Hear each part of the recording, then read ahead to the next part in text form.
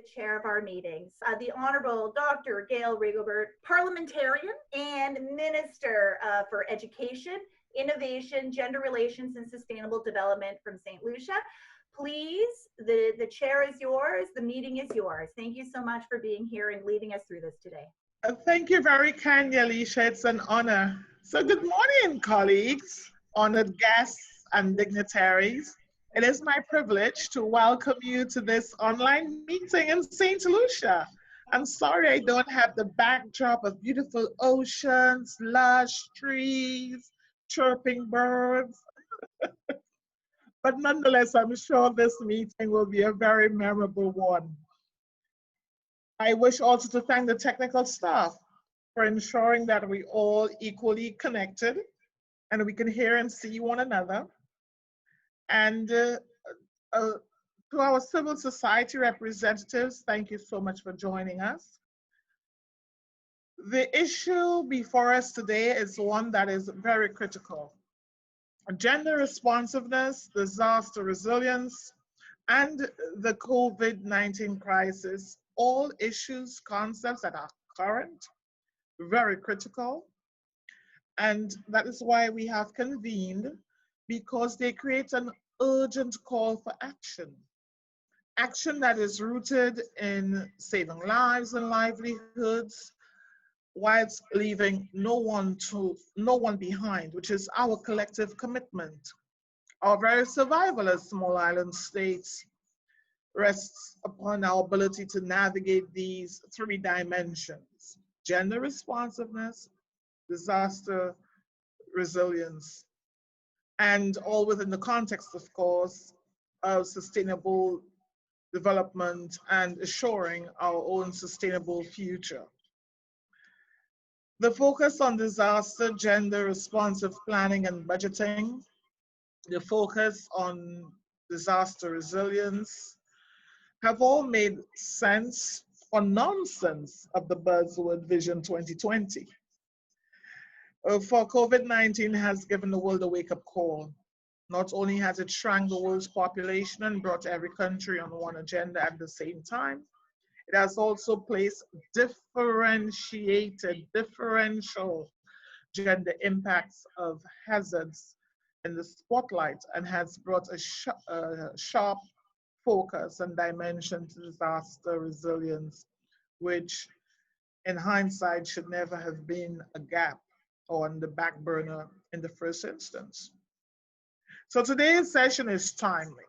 The health economic impacts of the COVID-19 crisis cannot be viewed in a vacuum.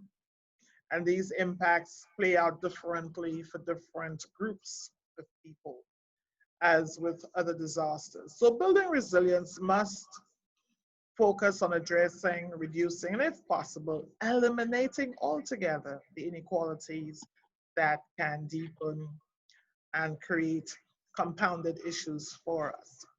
Having said this, I know the speakers here listed to present will usher us through innovating, path-breaking, paradigmatic shifts, prescriptions that could inform the way forward for us. At this juncture, therefore, allow me to invite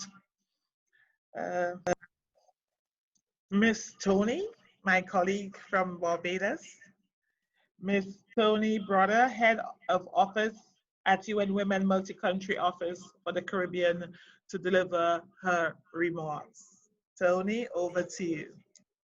Good morning, Minister. It's a pleasure to see you, and it's a pleasure to be here. Welcome, everyone.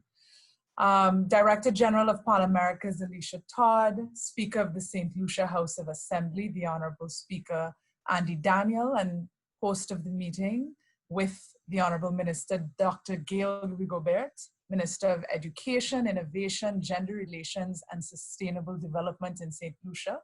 Love to see all of those things together.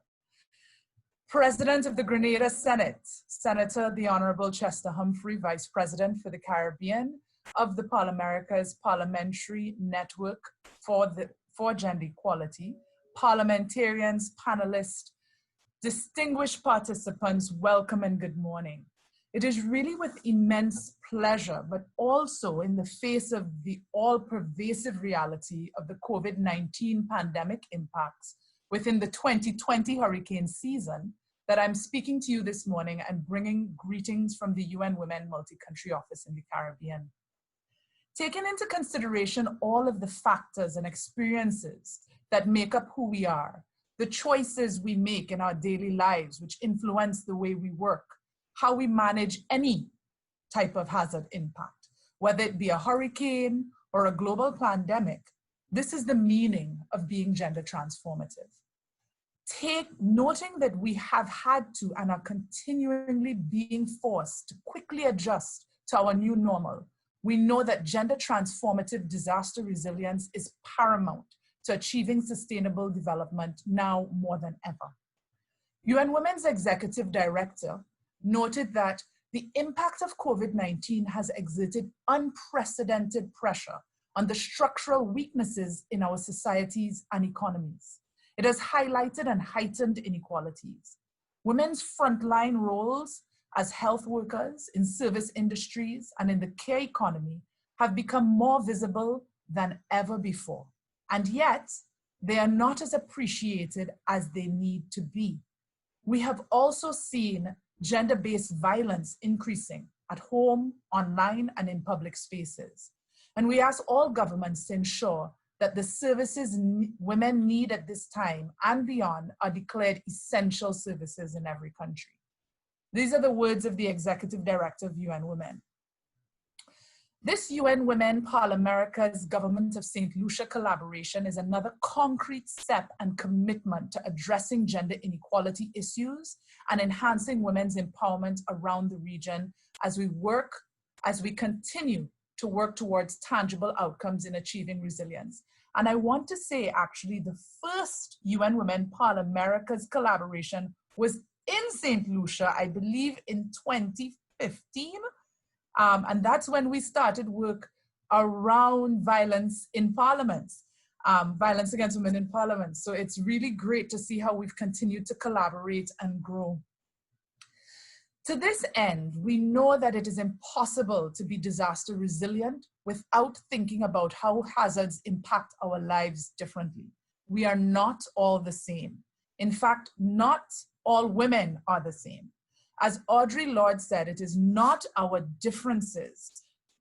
It is not our differences that divide us. It is our inability to recognize, accept, and celebrate those differences. Celebrate and integrate.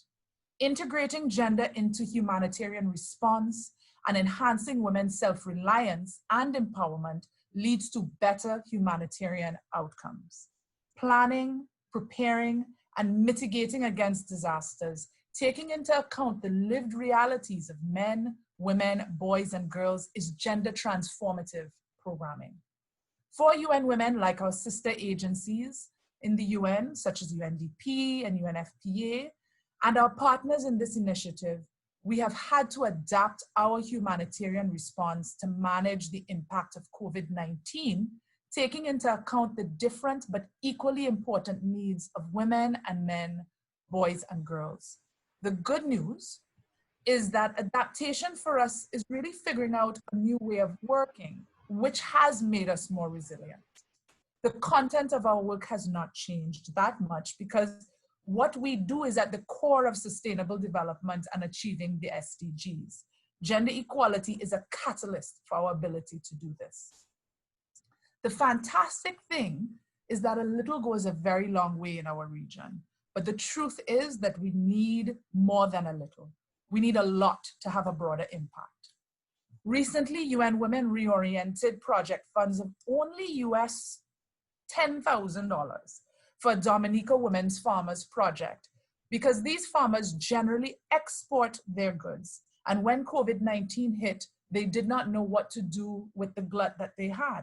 So what we were able to do is to support an initiative that connected 4 women farmer groups to new outlets and marketing opportunities at the time of the closure of the borders. And this meant that these women were able to maintain their livelihoods and their contribution to their country's nutrition and overall food security. Coordinated by a local consultant, the women gave input on their challenges, but also on the solutions to overcome the obstacles that COVID-19 presented. In collaboration with PAHO, UN Women has also developed guidelines for shelters to reflect COVID-19 safety protocols. And this partnership is with PAHO and UNFPA, and you can find a brief for that online. And we also published a brief on gender transformative hurricane preparedness resilience during the COVID-19 crisis. Many of us have been proactive in restructuring our sector-specific plans in the areas of hurricane preparedness for agriculture and tourism sectors, for example. Therefore, we also want to make sure that we continue to build on each other's strengths by ensuring that it is not only the usual players at the table, and that the conversations that we have in planning and decision-making on a national level includes those that are not often represented. Let us also be proactive in closing any gaps to ensure women and men of all socioeconomic classes, ethnic groups, and racial backgrounds are at the table, using their experience to inform the decisions in our attempt to adapt to climate change and build gender transformative disaster risk resilience so that our humanitarian response really leaves no one behind. Right now, we are knee deep in the new normal. I just got another post about the storm that is heading our way. But together, we can collaborate to ensure that we use the tools. The SDGs are very good tools to ensure that we swim. We don't need to swim to sink, and we will not only float, but we will swim and we will thrive together. Thank you very much. Thank you, Tony, for this very inspiring opening remarks. Let me join Tony in recognizing the partnership of the St. Lucia Parliament. And in a moment, you will hear from our honorable speaker to thank our partners, the UN Women Multi-Country Office for the Caribbean and ParlAmericas, CDMA, CPA, ISD, UNDP, and our esteemed guests and panelists who have joined us. It is now my pleasure to introduce my colleague, the Honorable Speaker of the House, Mr. Andy Daniel, who will extend greetings on behalf of the Parliament of St. Lucia. Good morning, fellow parliamentarians, parliamentary staff, civil society, and technical staff, and all participants who have taken time out of your day to participate in this online meeting on gender responsiveness and disaster resilience during the COVID-19 crisis, organized with ParlAmericas and the UN Women Multi-Country Office for the Caribbean. It is indeed an honor for the Parliament of St. Lucia to host such an important and thematically relevant meeting. The Parliament of St. Lucia is always willing not just to be participants at various conferences, but we extend our doors to host all answers to discuss matters which pose an existential threat, one way or the other, to our daily lives. It is my pleasure to offer on behalf of the Parliament of St. Lucia and as a member of the Board of Directors of ParlAmericas and Vice President for the Caribbean of the Parliamentary Network on Climate Change. It is indeed a truism that no man is an island, and therefore we must all develop partnerships to achieve our individual goals. Let us continue through teamwork to work together in realizing a common vision as we muscle our efforts to direct our individual accomplishments towards our organizational objectives. Let this serve as the fuel that will allow our common aspirations to attain uncommon results. For this reason, I would like to recognize the invaluable and ongoing partnership ParlAmericas has had with the UN Women Caribbean Office. Our collaboration has led to fruitful discussions and meetings, such as this one being held today. I have been assured that our meeting here today is the first in a series of activities our organization will undertake this year to support parliaments and national governments in integrating a gender perspective in disaster and crisis planning. This focused support at the sub-regional level and from a gender perspective is highly valuable for us as decision makers as we work to ensure our region continues to progress towards sustainable development and equality for all. I wish to extend my appreciation to the panelists that will be accompanying us today and sharing their valuable expertise. I am confident that your contributions will help us identify areas for attention and strategies to adopt to help us build a more equitable and resilient region. The world is facing the impacts of COVID-19, which has drastically affected all of our economies, slashing our gross domestic products, GDP. COVID-19 is inflicting untold damage to our economies, not seen since the Great Depression. It is estimated that St. Lucia's GDP will be reduced by up to 18%. And for the first time in my lifetime, and the majority of the St. Lucian population, our tourism sector was non-existent. Tourism is St. Lucia's main source of jobs and income, accounting for 65% of GDP, and the island's main source of foreign exchange earnings. Tourist-based economies like ours throughout the Caribbean region have limited social safety nets. This means that our people, economy, and future are far more likely to be wrecked by COVID-19 than nations with more diversified economies. Today, unemployment throughout the region is soaring, and nobody knows when these tourism sector jobs may come back. The data informs us that the impact of COVID-19 has resulted in approximately 14,000 jobs lost in the tourism industry, with over 75% being women in the case of St. Lucia. Additionally, at this time of the year, we find ourselves in a season that does not bring joy and cheer, but a season that brings with it a cascading Niagara of economic destruction, the dreaded hurricane season. Natural disasters cause severe disruptions to a country's exports, particularly agriculture exports. These effects are amplified in small developing states where most depends on exports as their primary growth strategy. Added to COVID-19 economic pandemic, we as a region must now simultaneously navigate this year's hurricane season. As I speak to you, Tropical Depression number 7 may be upgraded to Tropical Storm Gonzalo, turning its way towards the Eastern Caribbean. We must never forget, and we will never forget our neighbors, some of whom are still recovering from the effects of Hurricane Irma and Maria and others. These realities require us to prepare and react to upcoming disasters in a different fashion. We now have to respect COVID-19 precautions and protocols. In other words, we must learn to live with COVID-19.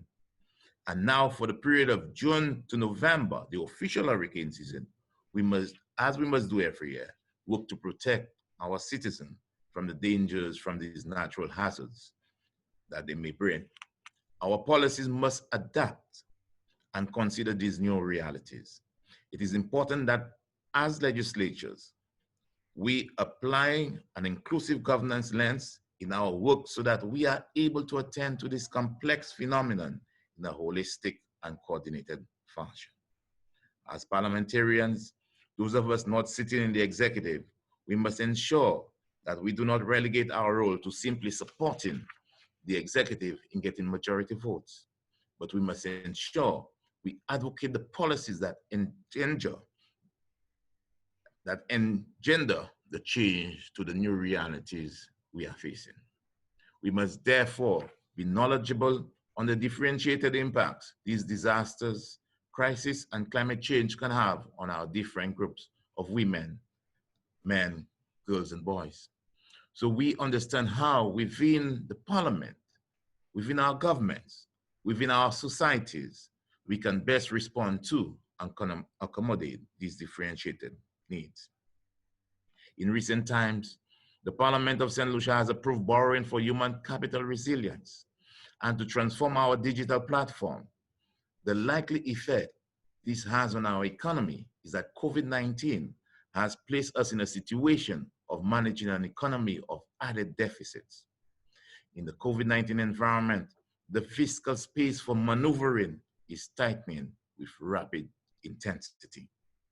Again, I take this opportunity to thank all persons participating in this dialogue and for your willingness to share in good practices being implemented in your countries, whether they are within government or community driven.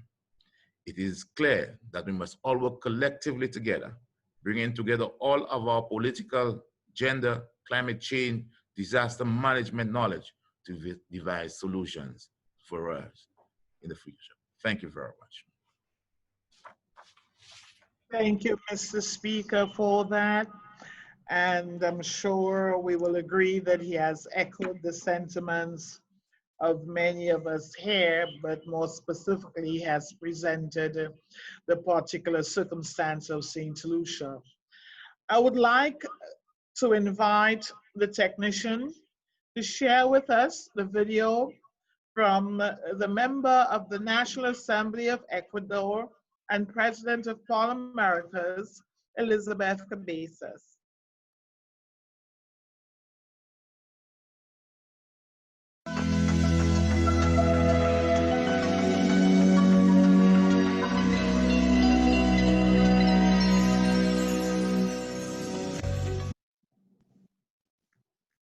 Muy buenos días, qué gusto saludarles y dirigirles estas pocas palabras a todos ustedes. De manera especial, un saludo cariñoso y respetuoso para Andy Daniel, quien es nuestro anfitrión y quien es el presidente de la Asamblea Legislativa de Santa Lucía y además un respetado y querido miembro de nuestro Consejo de ParlAmericas.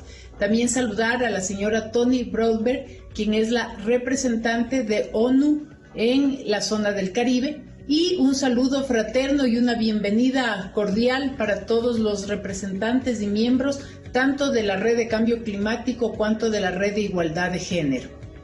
Definitivamente para ninguno de los países es lejano el estar sometidos a eventos naturales y desastres como son huracanes, terremotos que llegan en un momento sin previo aviso y que ponen en riesgo a todos. Pero sobre todo ahora todos los países nos hemos visto fuertemente amenazados por una pandemia que jamás nos esperamos y que son eventos totalmente esporádicos, la pandemia del COVID-19. Para cada país las respuestas han sido diversas y los impactos también. Todo ha dependido de nuestra estructura, de nuestra fortaleza, de nuestro nivel de desarrollo y de crecimiento. Sin embargo, creo que un factor común para todos es que esta pandemia nos deja fuertes lecciones y además un gran impacto no solamente en el tema económico, sino en otros aspectos como son los temas ambientales y sobre todo se ha visibilizado una gran vulnerabilidad de los grupos más pobres en los países en donde las diferencias económicas son extremadamente notorias. De allí que para estos grupos definitivamente esto ha sido mucho más fuerte y ahí es donde pesa la importancia de nuestra capacidad de parlamentarios para buscar las mejores soluciones que viabilicen y que al menos solucionen en parte este tipo de impactos. ParlAmericas no ha estado distante de esta realidad. Hemos trabajado fuertemente en los distintos temas y ahora más que nunca es necesario seguir intercambiando nuestras experiencias, poner sobre el tapete todas nuestras lecciones aprendidas y de ellas sacar las mejores prácticas en beneficio de todos los países miembros de este importante foro. Estoy seguro que esta será otra reunión de las tantas que ha mantenido ParlAmericas exitosa, en donde saquemos muchos temas positivos para nuestros países y en esa línea auguro los mejores éxitos en esta importante jornada. Un fuerte abrazo y felicidades para todos. Muchas gracias, Before we proceed to the next session, let me remind us all that when we are not speaking, that our microphone should be on mute. And I invite the participants in the next session to stand by so that they can log on or turn on their microphones as soon as that time comes. I therefore, with your kind permission, would like to open the panel discussion by inviting our first speaker, Angie Daze, Associate Resilience and Climate Change Adaptation with IISD, to present. Ms. Daze, the floor is yours. Thank you very much, Minister, and good morning to all. My name is Angie Daze, and I am an associate at the International Institute for Sustainable Development, IISD. IISD is an independent think tank focused on sustainable development, which is headquartered in Winnipeg, Canada. Resilience is one of IISD's 5 program areas. We also host the Secretariat of the National Adaptation Plan Global Network, which aims to advance adaptation action in developing countries. Gender has been a priority theme for us for the last few years, which has provided us with some important insights into the linkages between gender equality, climate change adaptation, and disaster resilience, both at the policy level and at the practical level. Today, I've been asked to provide a bit of context on how these 3 issues come together. The starting point is to understand that people experience the impacts of climate change and disasters in different ways, depending on where they live, how they sustain their livelihoods, and the roles they play in their families and communities.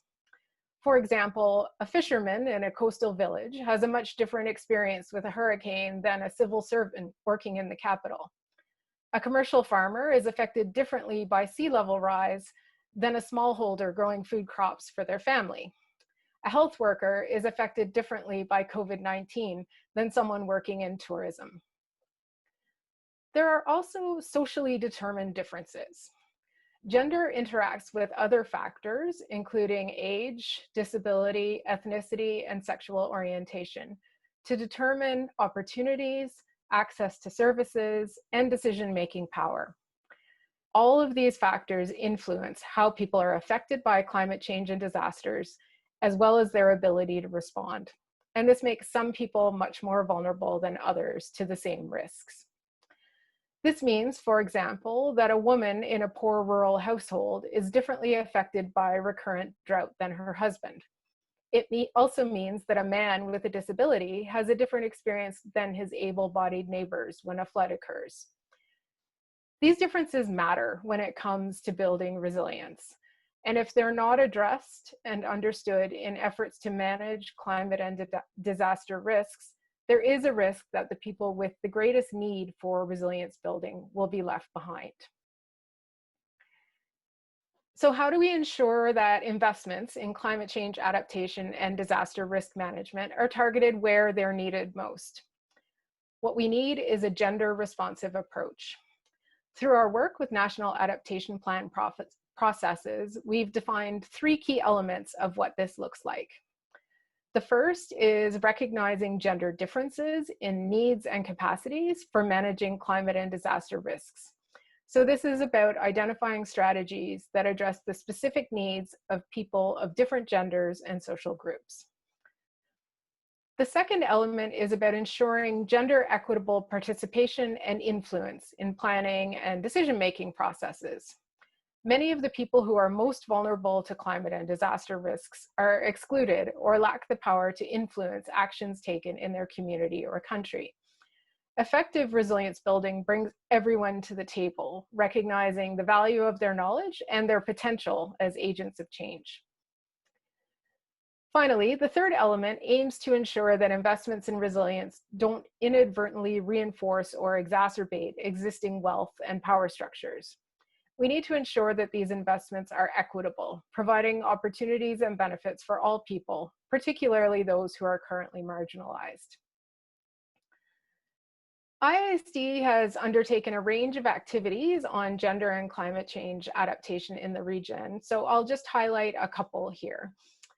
In late 2018, we collaborated with UN Women and the Ministry of Economic Growth and Job Creation in Jamaica to organize a workshop that brought together gender and climate change focal points in key ministries from Jamaica, Antigua and Barbuda, and St. Lucia. This was an opportunity for these focal points to learn together and identify ways to address climate change and gender equality in an integrated approach. The government of Jamaica then translated that learning into a successful proposal to the Green Climate Fund for a specific project aimed at developing institutional capacities on gender and climate change. Over the course of 2019, we collaborated with the Adaptation Committee and the Least Developed Countries Expert Group, two of the constituted bodies under the United Nations Framework Convention on Climate Change, to develop a practical toolkit to guide countries in taking a gender-responsive approach to their national adaptation plan processes. This draws on our experience working with different partner governments around the world and presents a flexible approach that allows countries to start wherever they are in their adaptation planning process to actively integrate gender considerations. Finally, I want to mention an exciting initiative that we are just starting in partnership with UN Women. We'll be undertaking a knowledge, attitudes, behaviors, and practices analysis of the climate change and disaster risk management coordinating bodies in 9 countries in the Caribbean to explore individual and institutional biases related to gender. This analysis will inform recommendations to support more gender-responsive resilience building as part of the Engender project, which you'll hear more about later. I will stop there, but I would like to sincerely thank ParlAmericas, UN Women, and the government of St. Lucia for this opportunity to be a part of the session, and I look forward to the discussions to come. Thank you, Angie Daze. Thank you very much. It is my pleasure to call upon Kiana Bowen, who is the Program Officer, Humanitarian Climate Change and Disaster Risk Resilience, UN Women, MCO4, the Caribbean. Over to you, Kiana. Thank you, Minister Rigobert. Good morning, everyone, all protocol being observed.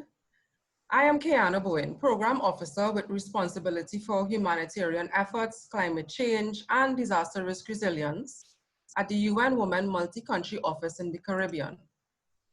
This morning, my aim is to basically highlight issues surrounding gender inequality during disaster situations in the Caribbean and how we as a region within our respective nations can transform preparedness, response, and recovery to become more gender responsive. Next slide, please. According to the World Bank, the Caribbean's population and assets are amongst the most exposed to natural hazard impacts, which are also being exacerbated by climate change. In addition to countries still recovering from hurricane impacts in 2017, both our tourism and agriculture sectors, which on average accounts for at least 75% of our GDP across the region, are not only highly vulnerable to the impacts of climate change, but also to other hazard impacts that we are seeing with the novel coronavirus. Since March this year, we can all attest that our governments have been managing the impact of COVID-19 effectively through well thought out plans, physical distancing measures, and even stakeholder consultations in some instances.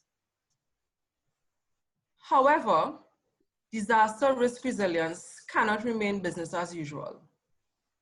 Barbadian Prime Minister, the Honorable Mia Mottley, while speaking at a UN Women Rise for All event last week on July 14th, she stated that all issues are women's issues. Therefore, it is important to keep in mind that women are disproportionately affected and have uneven levels of disaster resilience. Gender transformative disaster risk resilience must now also consider our everyday risk in terms of the needs of men, women, boys and girls. Decision-making must now be informed by sex disaggregated data in terms of gender-based violence, as well as access to services, to name a few. Generally, in the Caribbean, we tend to see three main forms of gender inequalities trending. There's a perception of women being weaker than men.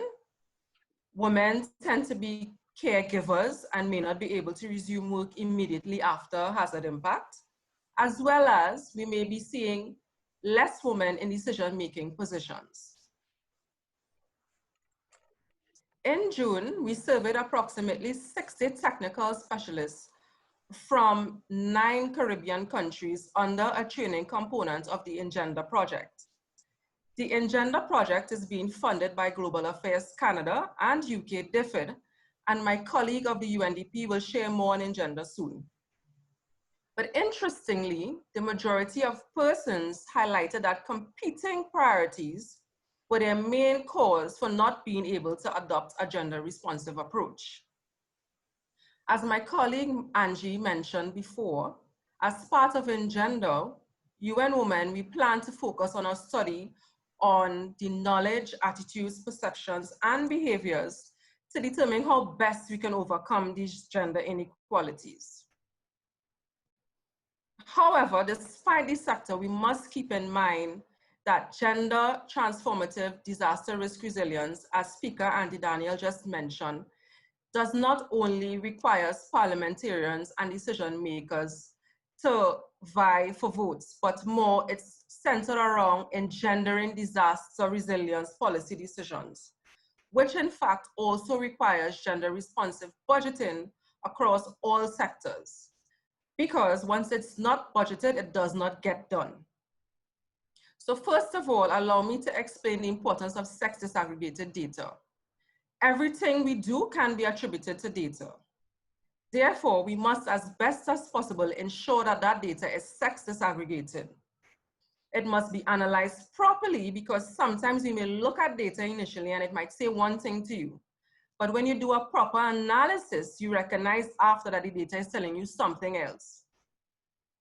Therefore, sex disaggregated data can inform the conversations that we need to be having across the sectors, so that all levels of society and the needs of men, women, boys, and girls are taken into consideration when planning for disasters.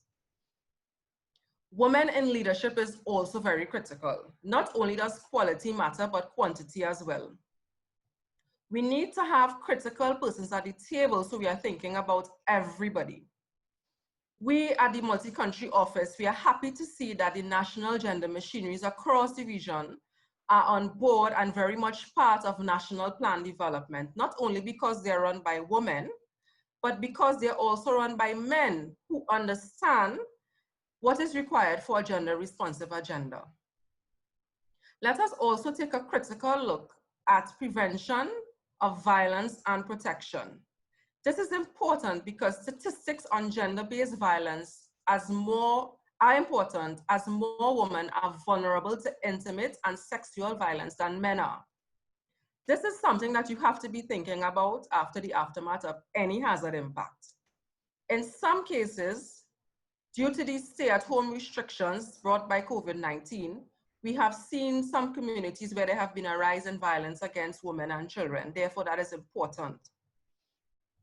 When we are planning and executing relief distribution, we must ensure that we are calculated and that we are not exploiting any existing gender inequalities or societal inequalities. For example, the distribution of dignity kits will be a priority in communities where there are a high number of women and girls post-disaster impact. We must also consider health and reproductive health, because there are specific vulnerabilities that are specific to women, for example, pregnant women. As it relates to nutrition and household food security, this is critical for addressing gender inequalities, because our decision makers at the table are those persons who are ultimately responsible for food security in our country. While many of us can agree that we have fantastic data in the Caribbean as having the largest proportion of women managers in the world, when we look at women in our societies, there are some instances where most women are in the lower income strata. At this point, I would also encourage you to peruse our website, which can be found at caribbean.unwoman.org, as you can find more details on that type of data available.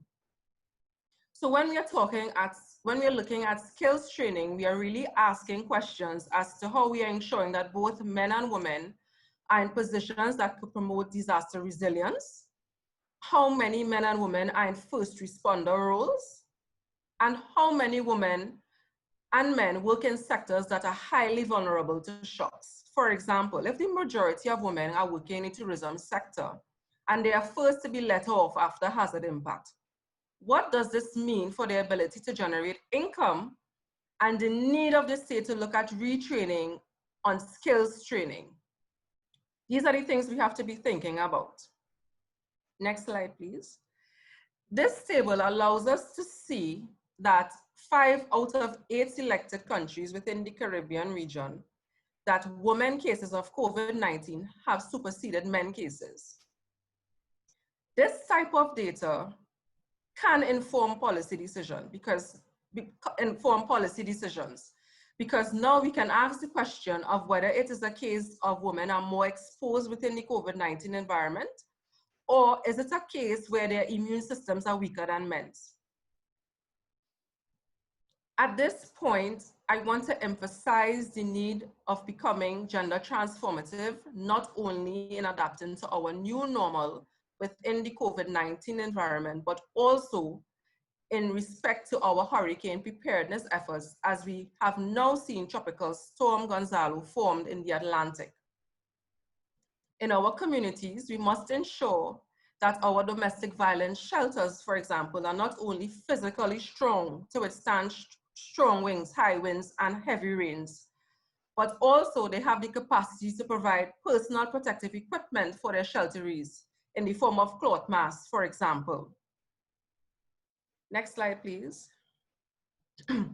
Allow me to take the opportunity to share with you just a few number of the activities that the multi-country office has done in the fight against COVID thus far. In an attempt to promote economic empowerment, we have engaged both women and men to produce a total of 6,500 cloth masks in 13 Caribbean countries. In addition to that, we have also empowered 4 women farmer associations in Dominica, where an online platform was created called AgriVertise to allow those farmers to sell their produce via online orders, via WhatsApp, and even Facebook, for example. A number of policy briefs were also developed, and I believe my colleague, Sharon Carterberg, she shared the link within the chat, were developed to provide technical support to our countries in the areas of the care economy and even shelter guidelines. One of our next activities will also entail a gender impact assessment, where we aim to collect sex disaggregated data to determine the impact of livelihoods as a result of the COVID-19 impact. Ladies and gentlemen, I thank you. Over to you, Minister Rigobert. Thank you, Kiana. Much appreciated, very thought-provoking. It is my pleasure to introduce Elizabeth Riley, the Acting Executive Director of CDEMA. Elizabeth, are you with us? Good morning, Honorable Minister. Yes, thank you so much for having me. And I will share my screen at this time.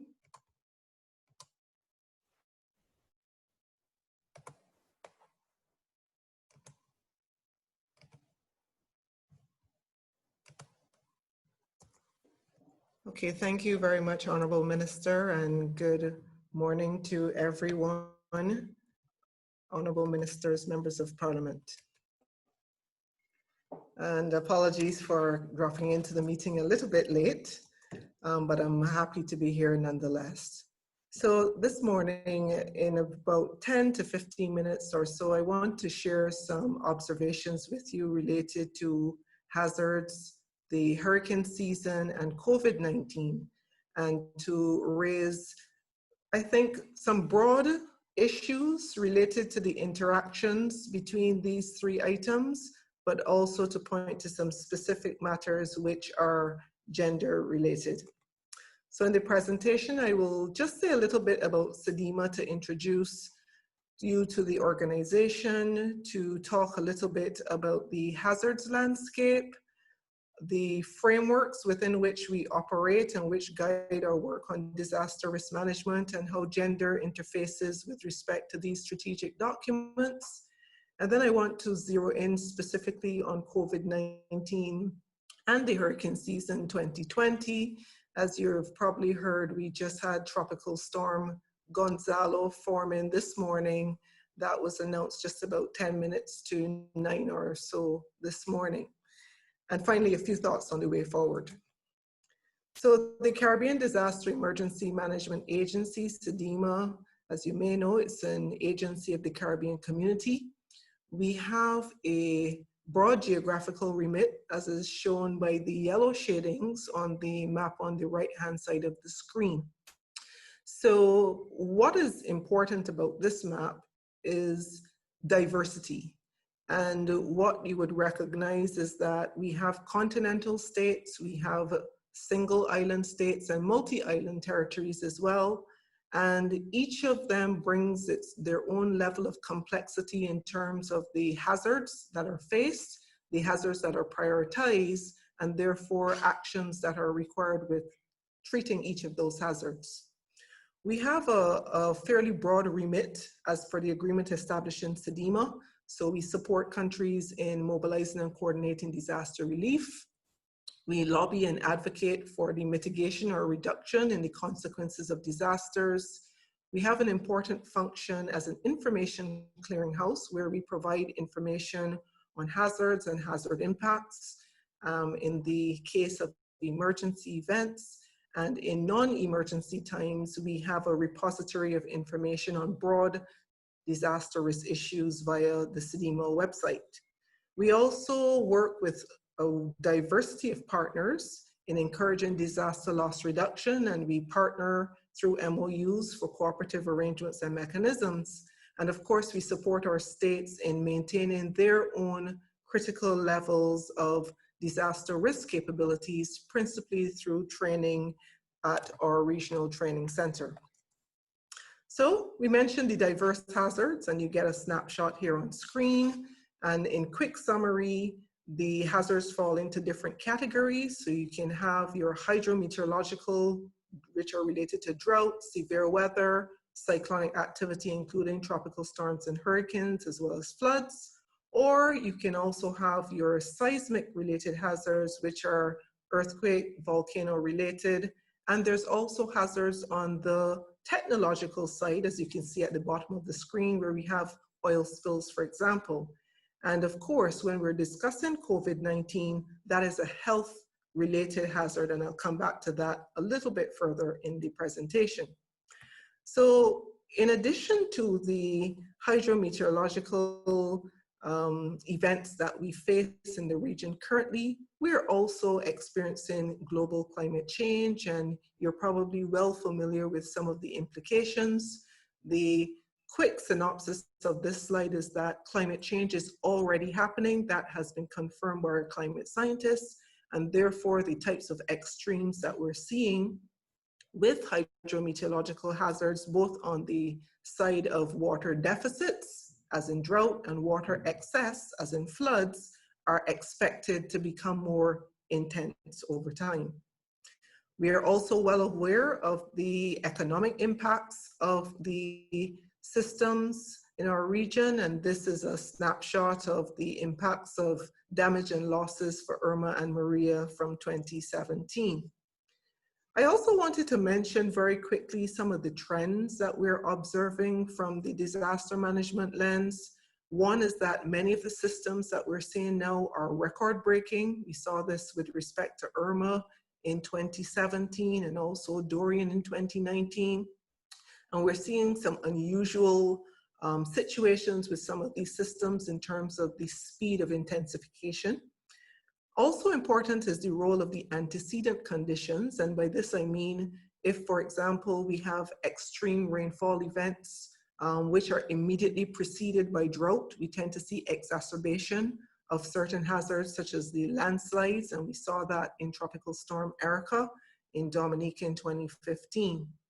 I have a question mark against the models because I think one of the interesting conversations that's ongoing right now is how are the models really picking up the changes that we're seeing as a result of the changing climate, and that is something that we have to discuss. So on to the strategic guidance documents for the region, and I want to mention two of them principally, and just to point out where gender is treated in these strategies.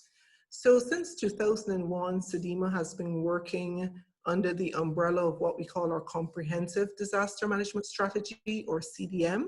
We are in the third iteration of that strategy, which spans 2014 to 2024. And the strategy stands upon four key result areas which contribute to an overarching vision of strengthening resilience in the region. So those four result areas are related to strengthening of institutions, looking at the whole issue of knowledge management and how we are gathering a better evidence base to inform our decision making. It speaks also to sector integration, because resilience building at the national level is firmly built upon resilience at the sector level, and also with respect to result 4, resilience at the community level as well. So we emphasize these things. And of course, with respect to community level interactions, we put a deeper lens on gender-related issues, because we look at how we're implementing, designing and implementing programs at the community level, and how we increase effectiveness through consideration of gender-related issues. You will note along the base of the diagram that we have in some writing in black along the bottom there, and those represent the cross-cutting issues that are integrated into the regional strategy. And you will notice that gender is one of those areas that has been specifically highlighted, along with climate change, ICTs, and environmental sustainability. Now, in 2017, in the aftermath of Hurricanes Irma and Maria, the heads of government of CARICOM asked CDEMA the question, what does resilience really mean in the context of our CARICOM states? And so we undertook a consultative process with a diverse range of stakeholders, including, of course, our partner institutions at the regional and national level and international, and of course with our participating states. And we came up with a model as to what this framework of resilience looks like within the Caribbean context. And as you can see, it's built upon 5 key pillars: social protection for the marginal and the most vulnerable. And within this context, it gives due consideration to issues related to vulnerable groups, but also issues related to gender and how gender impacts upon issues of social protection. Enhancing economic opportunities. And of course, we know that there are gender-related considerations there. I listened to Kiana's presentation a few minutes ago, which touched on some of these economic-related issues and the profile related to gender in the region at this time. It also speaks to safeguarding of infrastructure, which is quite self-explanatory, and environmental protection, as well as operational readiness and recovery. And you will notice that there are the small blue boxes circling the pillars, and one of them at about 11 o'clock, 10 o'clock or so on your diagram speaks to gender inclusiveness. So the critical message here is that the issue of gender is firmly embedded as an element that needs to be given an appropriate and comprehensive treatment as we discuss resilience within the Caribbean context. So let's turn our attention now to what has been happening with COVID-19. And as the COVID-19 pandemic expanded, I would say, across the globe in the first few months of 2020, the context within the Caribbean is quite instructive. Because of course we had a varied level of planning for pandemic. Some countries had in place national influenza plans, which were easily adapted to the pandemic realities. But the fact is that the levels of planning were not where we really wanted them to be, if we are honest with ourselves. We also note that with respect to the COVID-19, this is a hazard that is public health led, which is a bit different from the discussions with the hydrometeorological and seismic hazards. And what this meant is that the information that fuels the decision-making in a pandemic context, it is driven by information that comes from the health sector. So it sits upon a premise that you need to have a certain level of robustness within your health sector to be able to manage a pandemic, because there are these expectations in terms of what the health sector would be able to deliver and make available to inform the decision-making processes. I also heard in Kiana's presentation that she raised the key point of the all of government and society components as we're looking at gender issues. And similarly, in treating with the COVID-19 pandemic, this is an absolute requirement. And in fact, it is important for gender bureaus to be at the table in the national level conversation in the all of government and all of society response to COVID-19. Also, we recognize that with COVID-19, we are still learning. In fact, up to last week, there was an active conversation globally about whether COVID-19 is airborne. And I don't think they've fully answered the question, but certainly I've seen actions being taken in the direction that we should treat with as if there is an airborne component. So we are learning about COVID-19. We're also learning about differential impacts of COVID-19 on males versus females. We're seeing some of the statistics coming out from across the globe indicating that there's a suggestion that there's a greater susceptibility with respect to males as compared to females. I think one of the areas that we do have to look at is related to, and this is certainly for going forward and how we're looking at the issue here in the Caribbean, is how can we have a better sex disaggregation of the statistics related to COVID-19, because it's only through that type of analysis that we'll really be able to get a better handle on what's happening with this disease. We also know that we have a complex multi-hazard environment. Right now, we have an ongoing drought, which has been happening since 2019. The hurricane season is here. We just spoke about Gonzalo. And of course, COVID-19 brings a level of complexity, which we'll talk a little more about in a few minutes.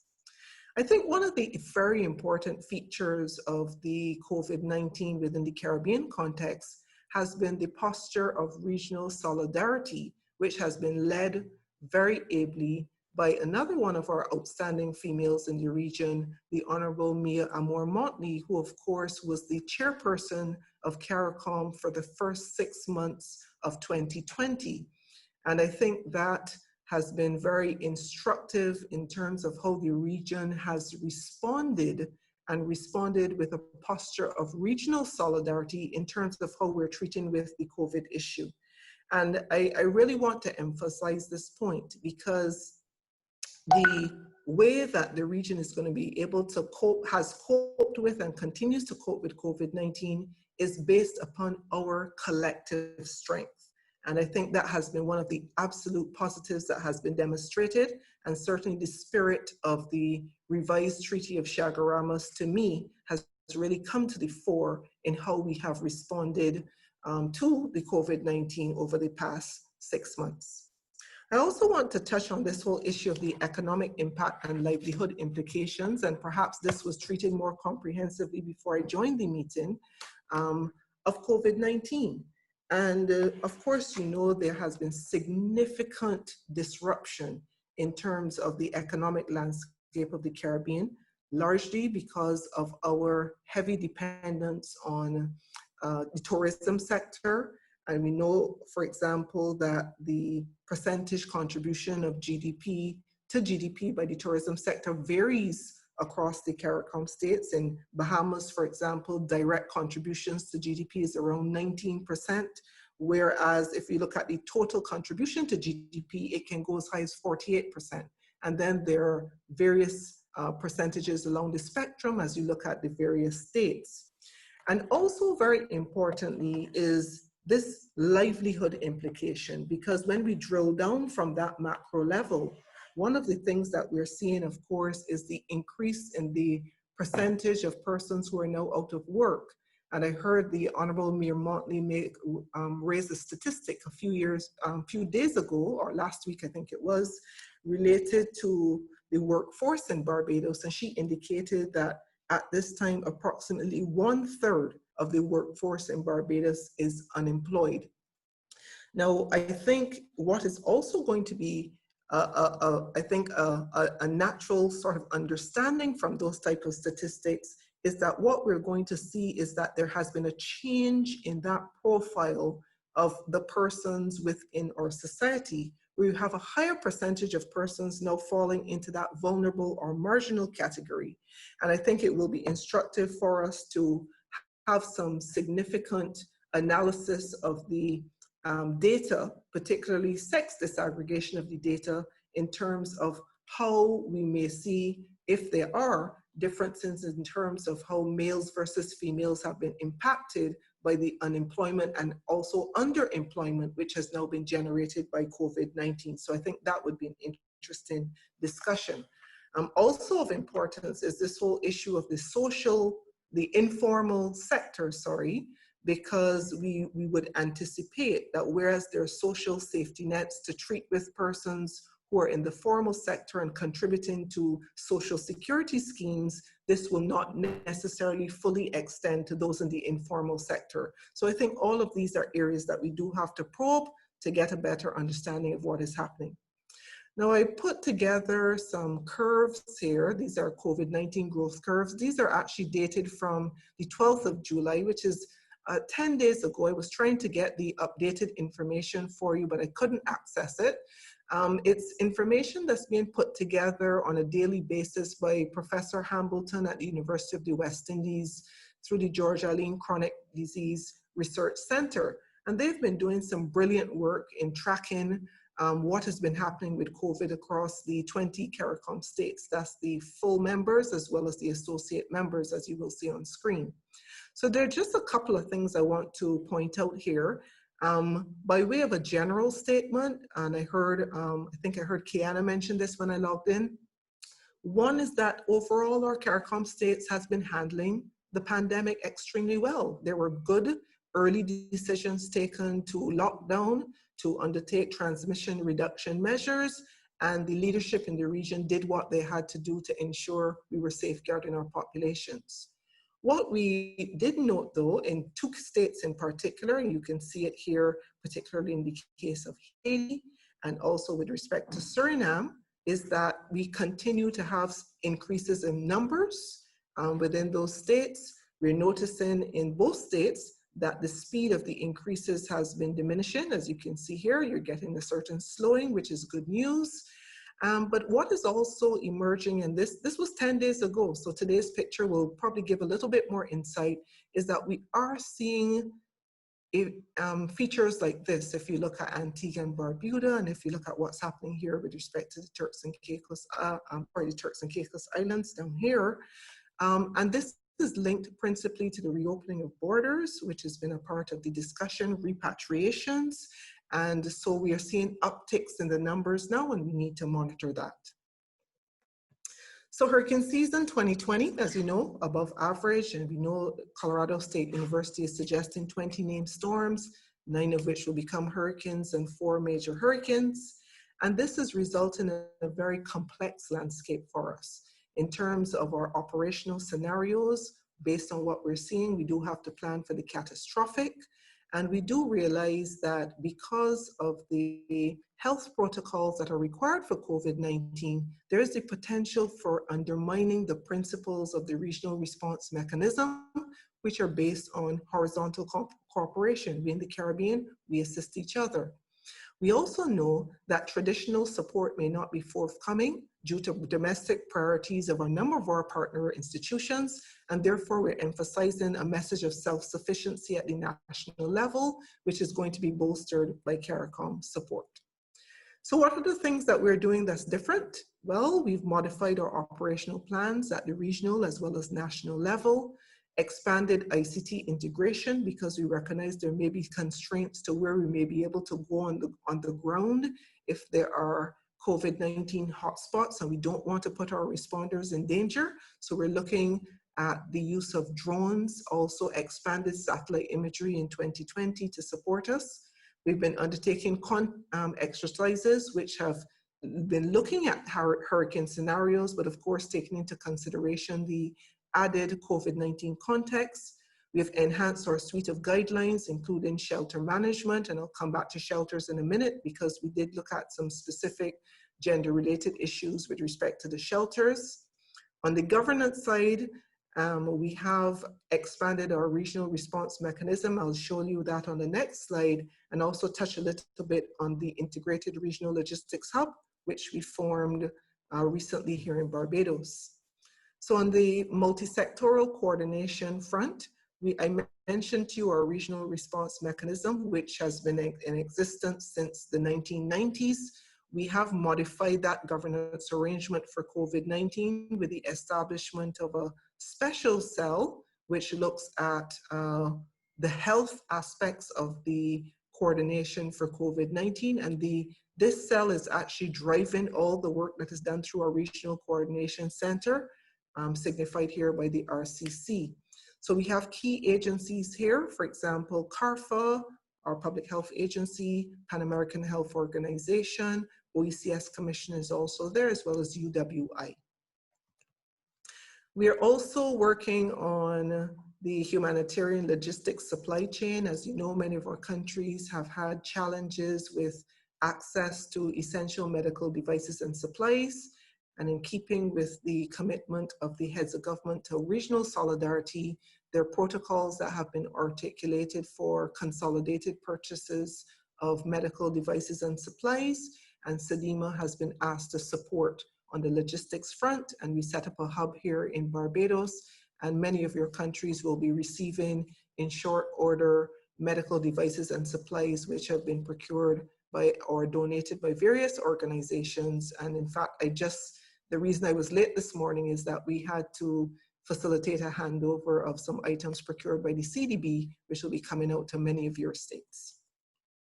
So what are then some of these realities that we're dealing with? One, limited fiscal space for treating operational readiness, since in large measure, significant diversion of budgets has been undertaken to address COVID-19. We know there are going to be challenges with serve support in terms of access, timeliness within which we'll be able to respond to you because of the requirements of the protocols, etc. But also key functions, we've been looking at this, we talked about shelter, but also relief management, evacuation, search and rescue. All of these are going to be impacted because they have to adhere, of course, to health protocols. So I wanted to touch very briefly on shelters before I close out, because I know this is of particular interest and has gender considerations. So what we have been seeing on the shelter management side is a requirement for additional shelter facilities in some countries because we are adhering to the physical distancing requirements as outlined by our health authorities. We have had to treat with the improvement of resources for shelters, including requirements for PPE, water requirements, frequency of sanitization for frequently used areas, as well as training for our shelter teams. And the gender components are very upfront in the shelter management manuals that are developed by the coordinating unit, because we do take into consideration not just gender-related issues, but we also look at specific child protection issues when we are undertaking arrangements for shelters as well. So in terms of way forward, just to round off the presentation, it's just two last slides. One is that it has to be underpinned by resilience as we're discussing the multiple hazards and the COVID-19, as well as the hurricane season. I think a critical message for 2020 is about flexibility and adaptability. As I said, there are many unknowns with COVID-19. The hurricane season is upon us. And because this is a scenario that has not played out before, we have to be flexible and adaptable in how we are going to treat with what comes before us.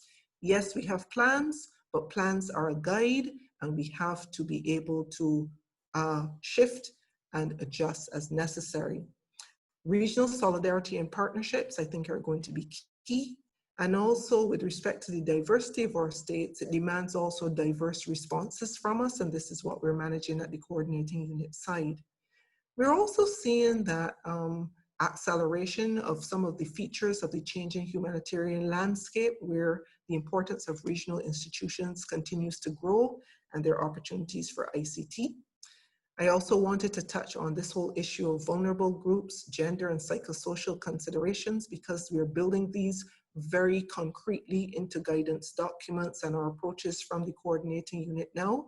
I wanted to mention that, in fact, at the end of June, beginning of July, our council gave consideration to and has approved a safeguarding policy. And the safeguarding policy is designed to ensure that we have protection for beneficiaries who are receiving humanitarian assistance through the SEDEMA system. And this includes statements with respect to protection from exploitation, including forcing sexual favors, for example, to be able to receive humanitarian aid. So these are things that are built into our safeguarding policy.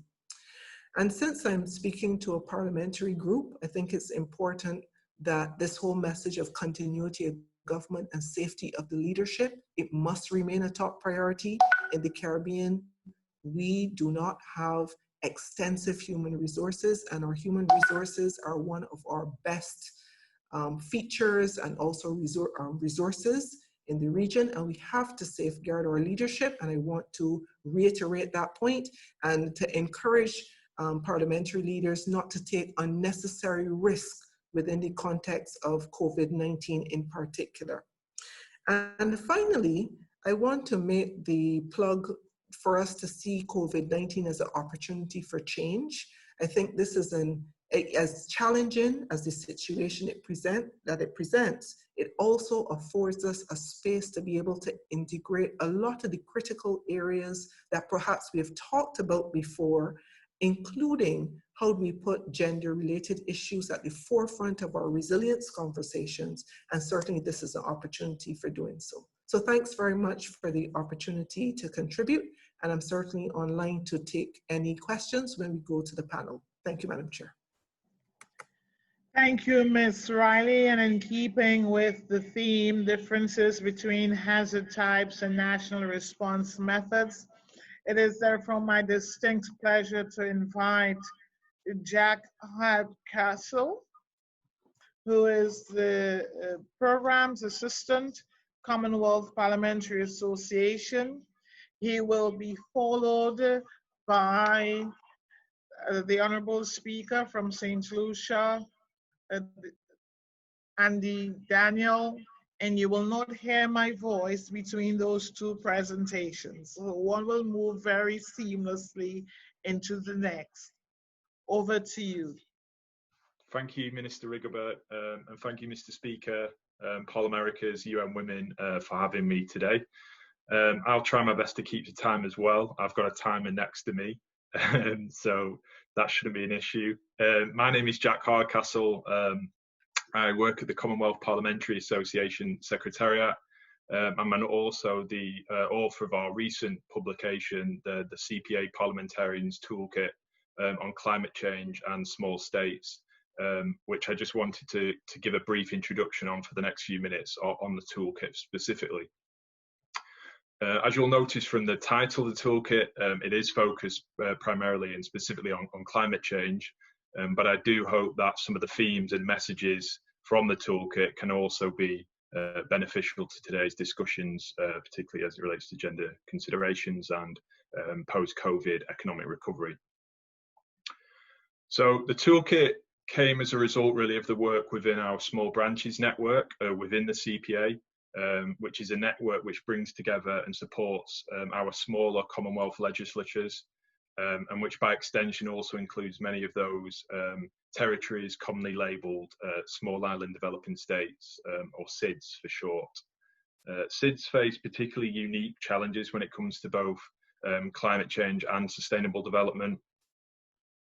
Not only do they face pronounced environmental vulnerabilities, such as sea level rises and extreme weather events, but also an array of socio-economic challenges from resource constraints, reliance on external markets, and geographical isolation. This is obviously not to homogenise what's clearly a very diverse grouping of countries, but it does recognise that there are certainly very similar characteristics and therefore challenges when it comes to dealing with and being affected by climate change. So what are the key messages of the toolkit? Well, firstly, it's designed primarily to enable parliamentarians to become more effective actors and proactive actors in the climate change and environmental agenda. And to this end, it provides practical action points and avenues by which parliamentarians can take, not only in acting as watchdogs and scrutineers of government action or inaction, as it may be, but how they themselves and through their institutions can also be drivers of change, and even onto an individual level. So it really emphasises, therefore, how parliamentarians can take action into their own hands when it comes to climate change, and that it's not always just a purview of government or even international actors. So, for example, within some of the various case studies that we have in the toolkit, there's an example of a legislature from within a small state territory that, through the backbenches and through a private member's bill, was actually able to reinvigorate that territory's, at the time, very challenged and dormant national energy plan. So it sort of emphasises this individual agency of parliaments to be drivers of change and not just government. Secondly, another key message is the idea of international leadership with and between small states and SIDS. SIDS, for example, being obviously, despite among the most affected by climate change, they actually contribute only a very small portion to global emissions. So a large consideration is how they can work together to influence the global agenda, and also, more importantly, hold the larger emitters to account. So to this end, the toolkit again provides practical steps for parliamentarians, how they can become more influential themselves and through their institution, not only within their territories, international engagement efforts, but also how small states themselves can work together on the international level to exert influence in multilateral fora or international negotiations specific to the environmental agenda. So a case study, just to pick one within this regard, that the toolkit explores the negotiation strategies that were undertaken by the Alliance of Small Island States, a grouping of SIDS and small states that was undertaken during the negotiations towards the Paris Climate Agreement, and also exemplifies how the successes through those various strategies and methods were evidenced in some of the outcomes of the agreement. So how can the toolkit themes, obviously primarily related to climate change and the institution of Parliament, assist in countries' inclusive post-economic recoveries? As I mentioned, as it relates primarily to climate change and as it was published pre-COVID, I do, however, still think maybe some themes are transferable to these issues as well. So firstly, on the theme of the agency and role of Parliament and parliamentarians, I think that with the scale and speed of government reactions to the pandemic, particularly in the short term, as they've had to act very quickly in response to the health emergency, and understandably so in many respects, this has, however, also in many respects again been accompanied by a democratic deficit and lack of scrutiny, and alongside a sort of extension of executive authority. The former largely owing to the structures to legislatures, conducting virtual sittings, Parliament's not been able to meet, and on top of that, the speed and scale with which some of these measures have been put through. So I think it's essential now that as we move into the more longer term considerations and recovery plans, Parliament can resume and continue to carry out their functions as fully as possible. Parliamentarians and the toolkit exemplifies this through the lens of climate change, can use all the tools and mechanisms for scrutiny and oversight as possible, in ensuring that this window of opportunity in many respects for an inclusive and environmentally considered economic recovery isn't missed, and can be as successful as possible. And finally, another theme of the toolkit, and on a more general theme related to small states, SIDS and small states can also in many respects with their policies showcase how ambitious inclusive economic recovery plans or even climate related initiatives can be achievable and can have a broad reach and impact across a whole territory. This is important not only on a national level, as I've just mentioned, but their success means that they can be great examples and showcases of how these successes can be scaled up to larger territories. And I think that's particularly pertinent when it relates to climate change and some of the mitigative policies that are needed in the sort of larger emitters and towards the aim of reducing global emissions. So that's just a brief summary of the toolkit and some of the themes and how it can assist and help parliamentarians. The toolkit can be accessed on the Commonwealth Parliamentary Association website, so please feel free to access it there. And that does bring me to the end of my presentation, so thank you very much.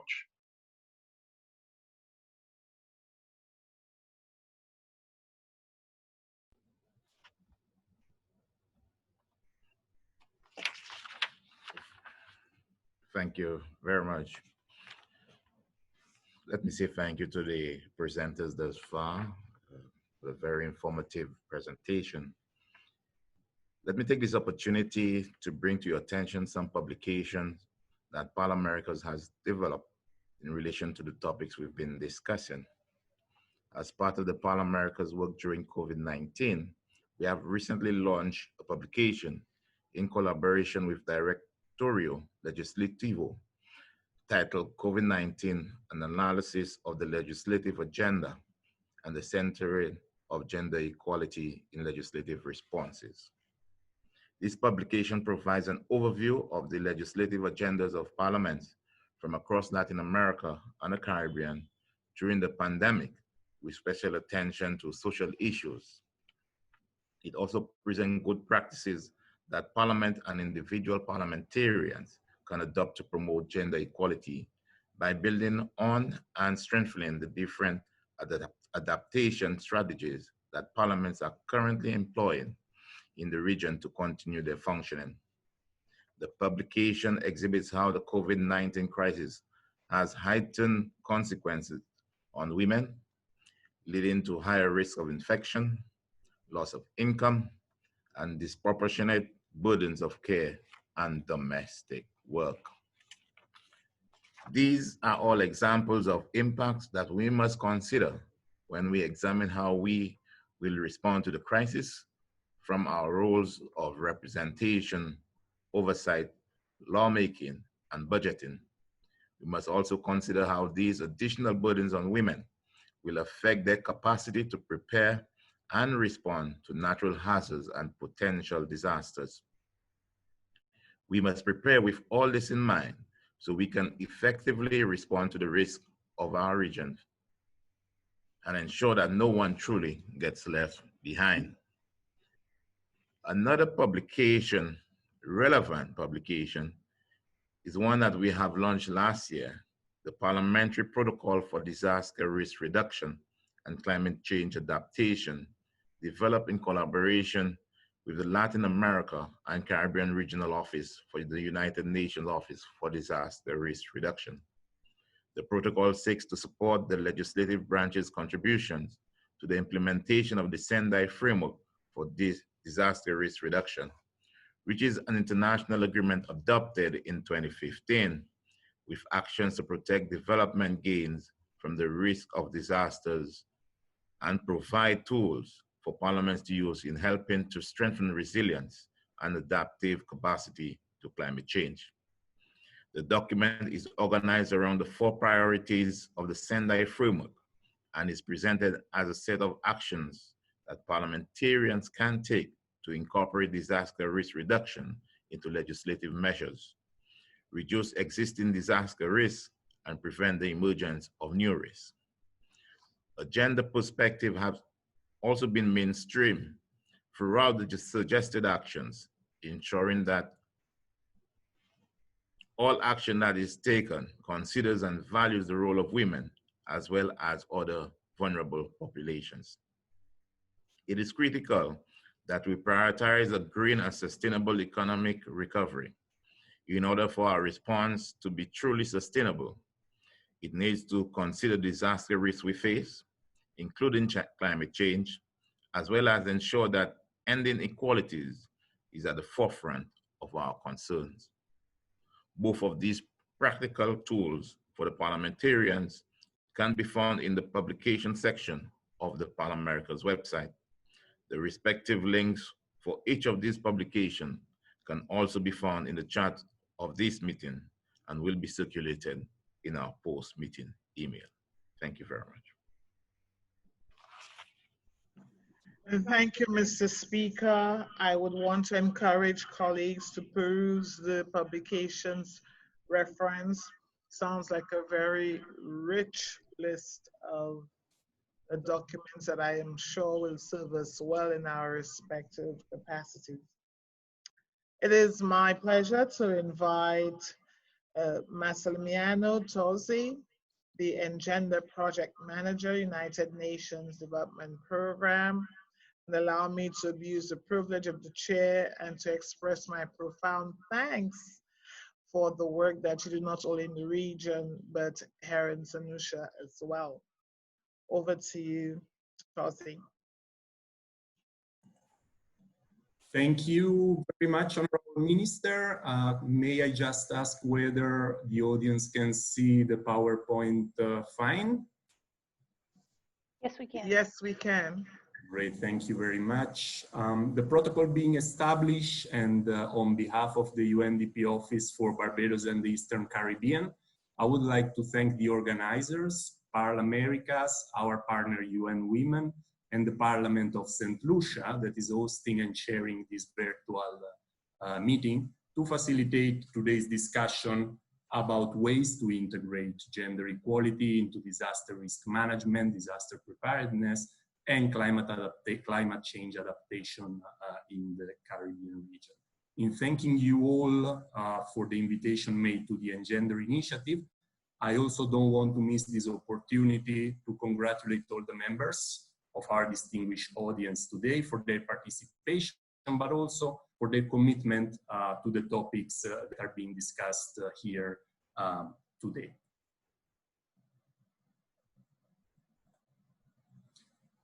During my presentation, I will try and answer a couple of questions that I was posed by the organizers. The first one is, what is Engender? And how does it seek to integrate gender equality and the wider human rights-based approach within the policy realms of disaster preparedness and climate change adaptation? And the second question being, how will this program finally benefit the Caribbean countries that are participating in it? To do so, I will make an exercise of deconstruction of the action proposed by Engender, and I will try and describe the different components of this program, how these are interrelated with one another, and how Engender as a whole seeks to promote change in the region and at national level. On the right side of the slide that you can see on your screens now, there are the different components that I will quickly go through given the time constraints during my presentation. I will start by contextualizing the action proposed by Engender, and then I will move into the different components that the program is implementing. The first one being climate change, The second one, gender inequality. The third one, disaster recovery. The fourth one, behavioral change. And finally, I will wrap up this short presentation by also proposing some description of the activities that the program is undertaking with regards to the pandemic of COVID-19 that we have all been experiencing within the past few months. Here in this slide, you can see the map of the countries that are participating in the gender initiative. These are 9. Just quickly, let me mention them all. Antigua and Barbuda, Belize, Dominica, Grenada, Guyana, Jamaica, St. Lucia, St. Vincent and the Grenadines, and finally, Suriname. So there is, let's start describing gender by analyzing the assumption that is at the basis of the program. And the assumption that we use is that the participating countries of gender are all at a different stage in removing barriers to gender equality and in the integration of the gender-based analysis within the policy realms of climate change and recovery preparedness. That said, gender poses a very ambitious, if we want, objective to the countries. And this objective is to ensure that climate change and disaster risk reduction actions are better informed by an analysis of these gender inequalities, and that the decisions that are taken with a view to ensure that the inequalities are alleviated rather than exacerbated through the policy action. This seems certainly quite a big task, especially if we think that the ambition is to support the achievement of this goal in 9 countries and territories of the region, right, with the assumption that we just made where the progress of the countries is dissimilar. So I would say the first question I would pose is, what does it take to a program such as gender to try work to reach the goal that we have proposed? Well, the first answer I always give is partnership. And I think we can refer to Engender as a collaborative programmatic platform that brings together 2 donors. So we have Global Affairs Canada and UK DFID. We have 5 UNDP offices working on the program. We have our partner and sister agency, UN Women, working on the program. There is SEDIMA on the preparedness for recovery.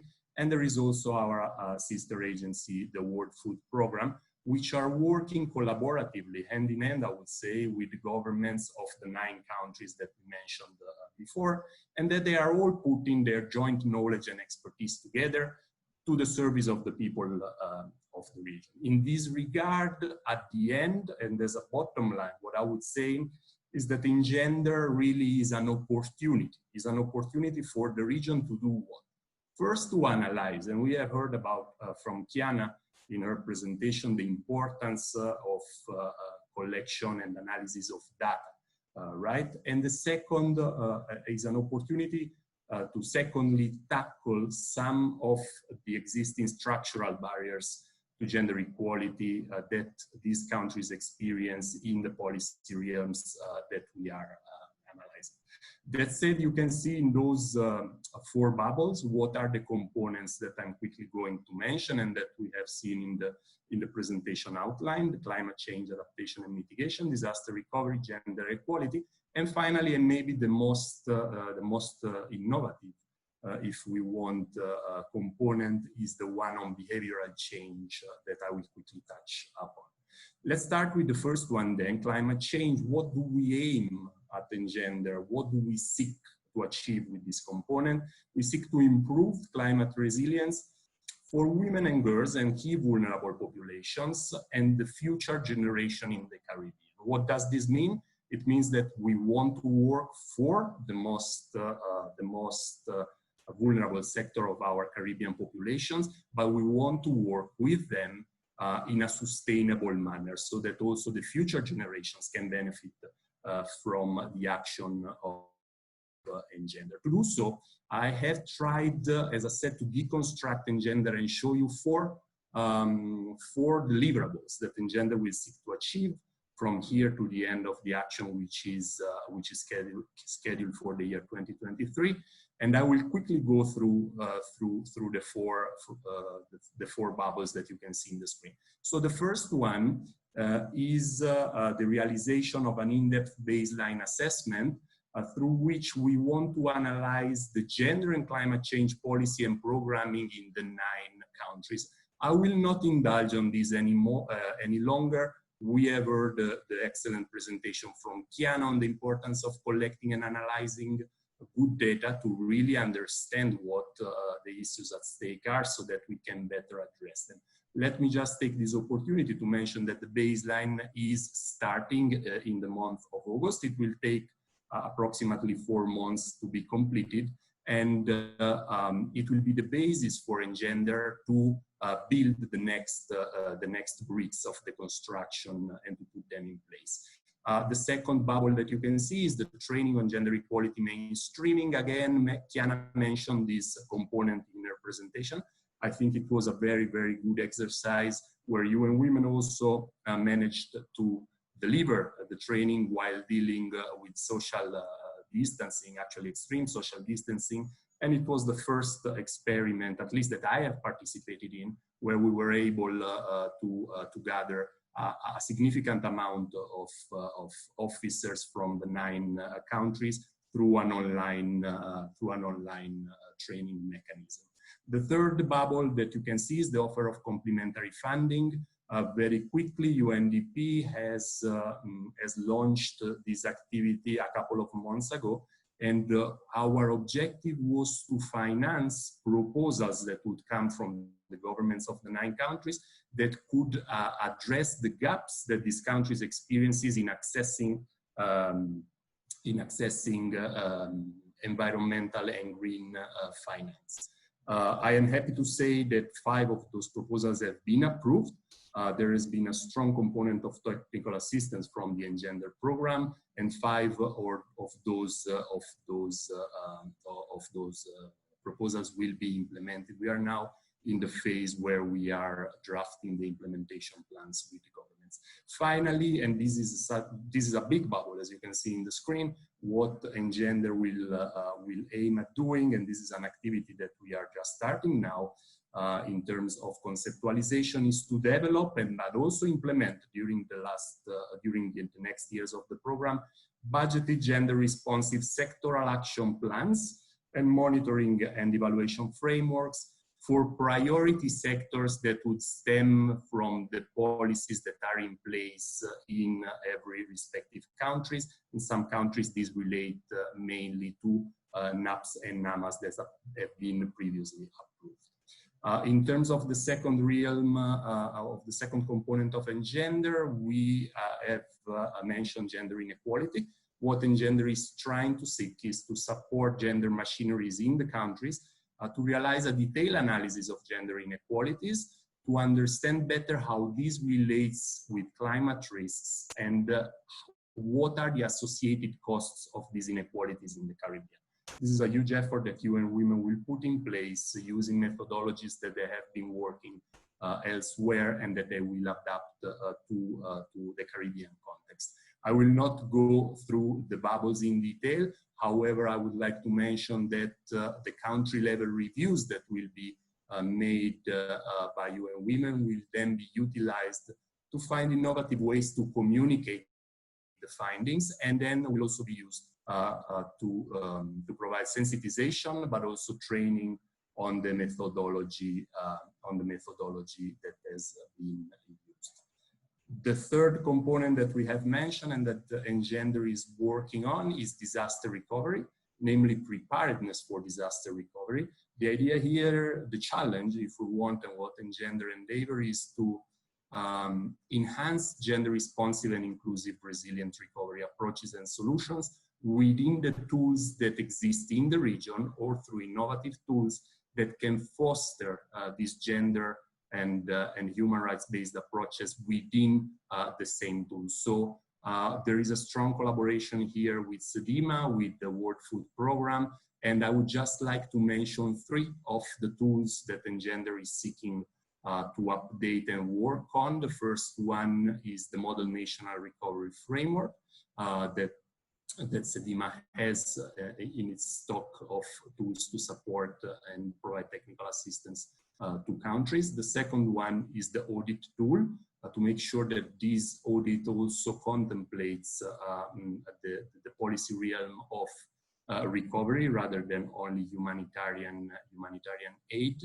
And the third one would be the work around the CRRF, or also called the Caribbean Resilient Recovery Facility, so an instrument that the region could use to easily deploy specialized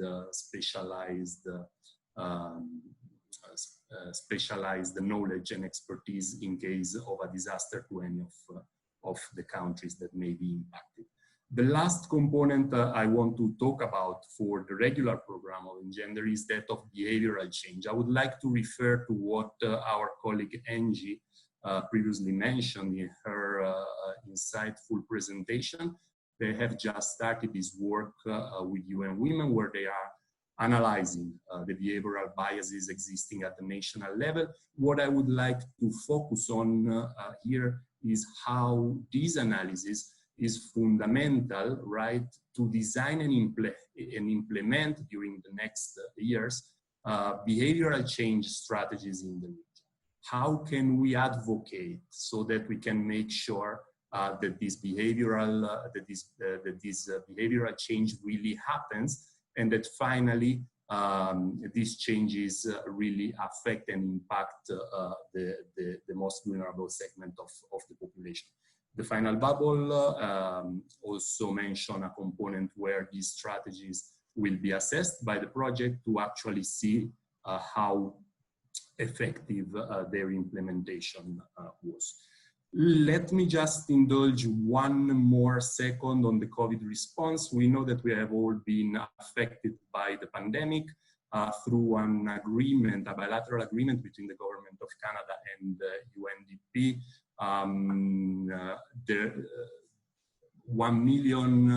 In excess of $1 million have been reprogrammed of the resources of Engender and are being put at the service of three service lines within the 9 countries. One is to support income generation for those sectors of the population who have been most impacted by the crisis. The second one is to support initiatives that are being implemented to tackle gender-based violence that, as we were hearing from Tony in her speech, has significantly increased during the pandemic. And the third and final line of service is the provision of essential goods and services to those families and households that have lost their ability to access same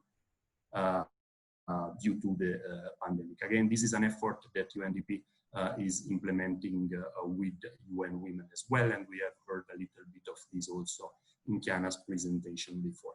I would like to wrap up here my presentation. Apologize for having taken more time than I should have, but I think that it was important. I thank you all for the organization of this event and for inviting Engender to participate. Thank you again. Thank you very much, Tosi. That was a very rich presentation. So according to the agenda I have before me, we are moving into the segment of today's meeting where we invite our meeting participants to share their experiences with us. Let me say that having listened to some very rich presentations on the differences between hazard types and national response methods, and having gained some insights into what is contained in the Parliamentarians' toolkit on climate change, and further, now that we have been able to contemplate how COVID-19 fits into the broader gendered discourse on resilience building and the urgent need to cure the various ways in which gender inequality can play out in disaster and crisis situations, and to emphasize the urgent need to adopt a humanitarian approach to disasters, such as climate change, in the context of disaster risk resilience.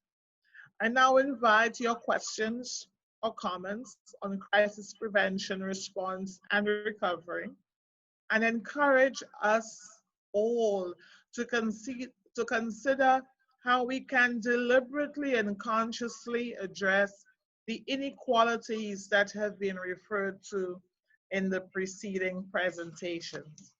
So by a show of hand, let me see who I've got on here.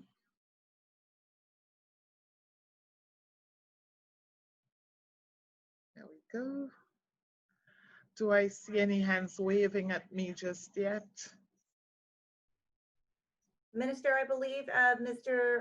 Saray from Canada will has something to say. Certainly. Thank you. Proceed. Thank you, Madam Chair. Thank you, everyone, for this presentation, and thank you for the excellent panelists for their presentation. So I'm really happy to be here for this webinar talking about the topics of gender responsiveness and disaster resilience during the COVID-19. So my name is Marc Serré.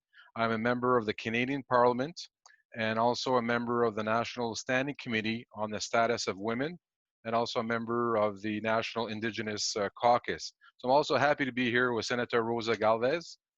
So like many of the countries worldwide, the pandemic is affecting Canadian women and men differently. And it affects also vary, as the panelists had mentioned, from age, location, indigenous origins, occupations, and disability status. For instance, women representing 82% of healthcare and social assistant workers in Canada. Therefore, they might have a risk of exposure, and they have had a risk that higher than their male counterparts. Also, furthermore, in Canada, women also represent 54% of the deaths associated with COVID-19, an outcome that differs from emerging global evidence suggesting that more men than women are dying as a consequence of contacting COVID-19. As well, since the start of the pandemic, many individuals have experienced, as indicated, greater childcare, homeschooling, elder care, household responsibility, and women who in most countries, including Canada, were spending more time than men on unpaid work before the pandemic, may be disproportionately affected by these increases. Moreover, from February 2020 to April 2020, Canadian women had somewhat greater job losses than Canadian men. Since gradual reopening of the economy throughout the country, women are returning to their jobs less quickly than their male counterparts. Finally, in some parts of Canada, violence against women is estimated to have risen by 20 to 30% since the beginning of the pandemic. Canada's federal government has implemented a number of measures based on GDBA plus analysis since March 2020, some of which may have addressed some of the pandemic's gender differential impacts. For example, as part of the COVID-19 economic response plan, Canada's emergency response benefit provides $2,000 per month for a maximum of 6 months to certain individuals who have experienced a loss of income during the pandemic. The beneficiaries include individuals who most likely to stay at home without pay to care for their children or other dependents during the pandemic.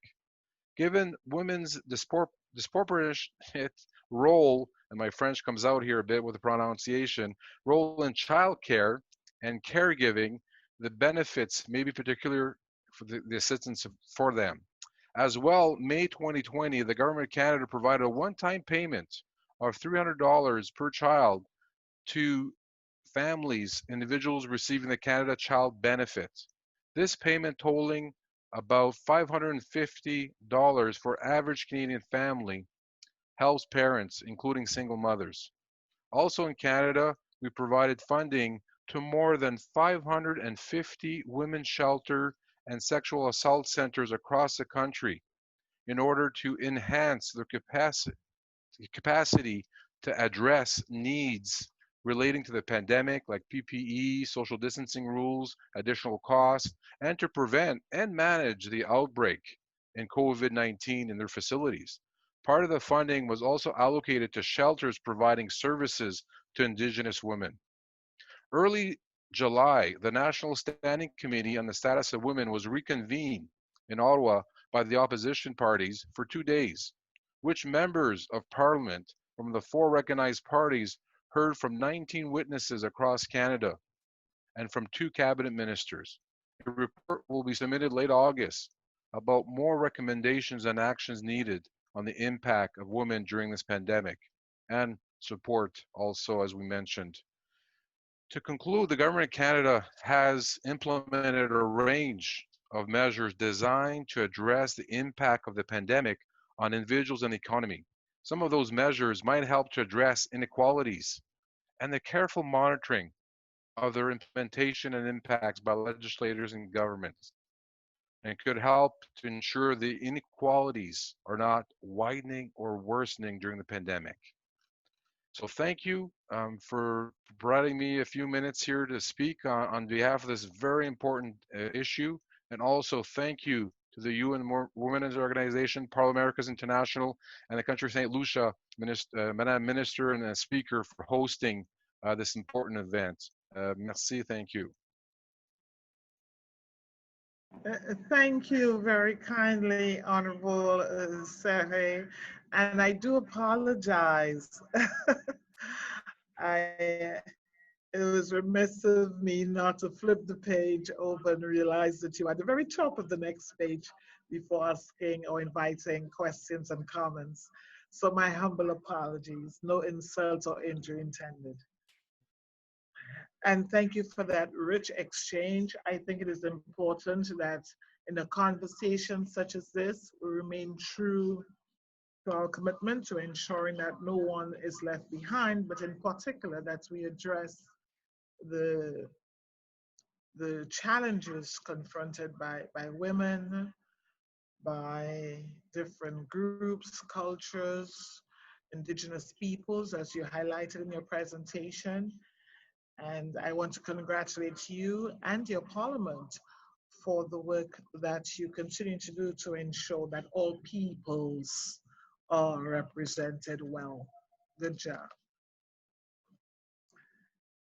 So I think legitimately now I can call upon colleagues to provide some feedback, positive commentary, and questions. And I'm ably assisted by Lizane in that regard.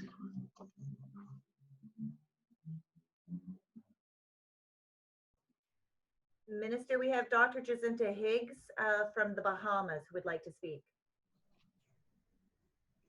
Honorable member from the Bahamas, am I correct? Did I hear you correctly? Yes, thank you very much, Welcome, Minister. Dr. Higgs. How are you? Thank you, ma'am. God bless Good you. to Thank you see so you. very much. Please to you, proceed. beautiful St. Lucia, thank you so very much for this opportunity to share. And thank you so very much to all of the compendium of agencies that have gathered here to see how we can assist, ensuring that no child, no woman, no girl, no family, no man, no boy, and for my case, no country is left behind. I really want to thank UNFPA and the full scope of SEDEMA and all of the United Nations entities that came to the Bahamas' rescue and aid and support, and also UN Women as they guided us even through after with regards to the referral pathways, the technical assistance, the dignity kits, the millions of dollars that came into this country to help us rebuild. As you know, in September, Hurricane Dorian hit, and devastated 2/3 of our economy. So Grand Bahama is completely, will almost wipe out. Thank God there's a western section of the island is still doing relatively well. And then you had Abacos, and I traveled to both islands, and Abaco is definitely demolished in terms of what was done by the hurricane. So we lost lives, we lost businesses, we lost property, we lost money, and the damage has been estimated to be $3.4 billion. Now, we have not even gotten over Dorian, and then here comes COVID-19. And our Prime Minister, the Most Honorable Dr. Hubert Minnis, did everything that he could have, and we fared well until recently we opened our borders. And so now we are seeing a very unfortunate, dramatic increase in the spike to the point where we just closed down Grand Bahama. And we are finding that remote islands that ordinarily did not have one case is now appearing to have cases. And so please, we are seeking assistance because we are now in the brunt of the new hurricane season again. I want to say with regards to leaving no country behind, please, let us not be or seem to be disingenuous when we say that, because that's a sacred motto, slogan that we are saying unto a higher God. And I'm saying that to say, please, if there are resources, and a mother would cook a pot of food and she would make sure that her 15 children get, and she will also ensure, and the husband, of course, but she'll also ensure that some of the neighborhood children get some. And so I am just making that appeal on behalf of the Bahamas as we think about, as we share some of the programs. Since I want to reach out to Canada and say thank you, because QSO through CARICOM reached out to us, and they are including us on one or two of the significant projects. I want to say, as we grapple with the shocks of COVID-19 and the new spike cases that are happening again, we recognize that a comprehensive approach that is gender responsive is necessary. And so, like SIDS and all the other CARICOM countries, we are forming, the government formed an intergovernmental panel on climate change within the country. We have the University of Bahamas leading our climate change initiatives, along with the Ministry of Environment, and they've been having meetings, and so we are so thankful for that. The cabinet itself has this Going Green platform where they're trying to go paperless to show that we are respecting the environment and trying to save it. We're also seeking international grants, and so the Ministry of Foreign Affairs, through that office, if you want to do partnerships, please, we are welcoming that. And right now we're in the process of submitting several proposals.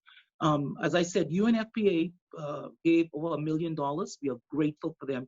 The dignity kits, as simple as that was profound to go to those shelters and give this up. You should see people holding onto those buckets. They're literally pails. And in there were supplies and resources. But the pails even were used as security little cupboards because it had a lockdown lid where the women used those. So simple things went a very long way in this country, especially because the need was so great. With regards to research, we don't have the disaggregated data as we should. I want to say that World Health Organization is still waiting for us to share, and we have convened through the Ministry of Health. We are so thankful for the leadership given by that ministry, but intersectoral, multi-stakeholder committee with all NGOs, government and private, dealing with GBB so that we can get together and start to collate the data and present it. We did a budget of $16 million for the recipients, new recipients, who are out of the job as a result of COVID.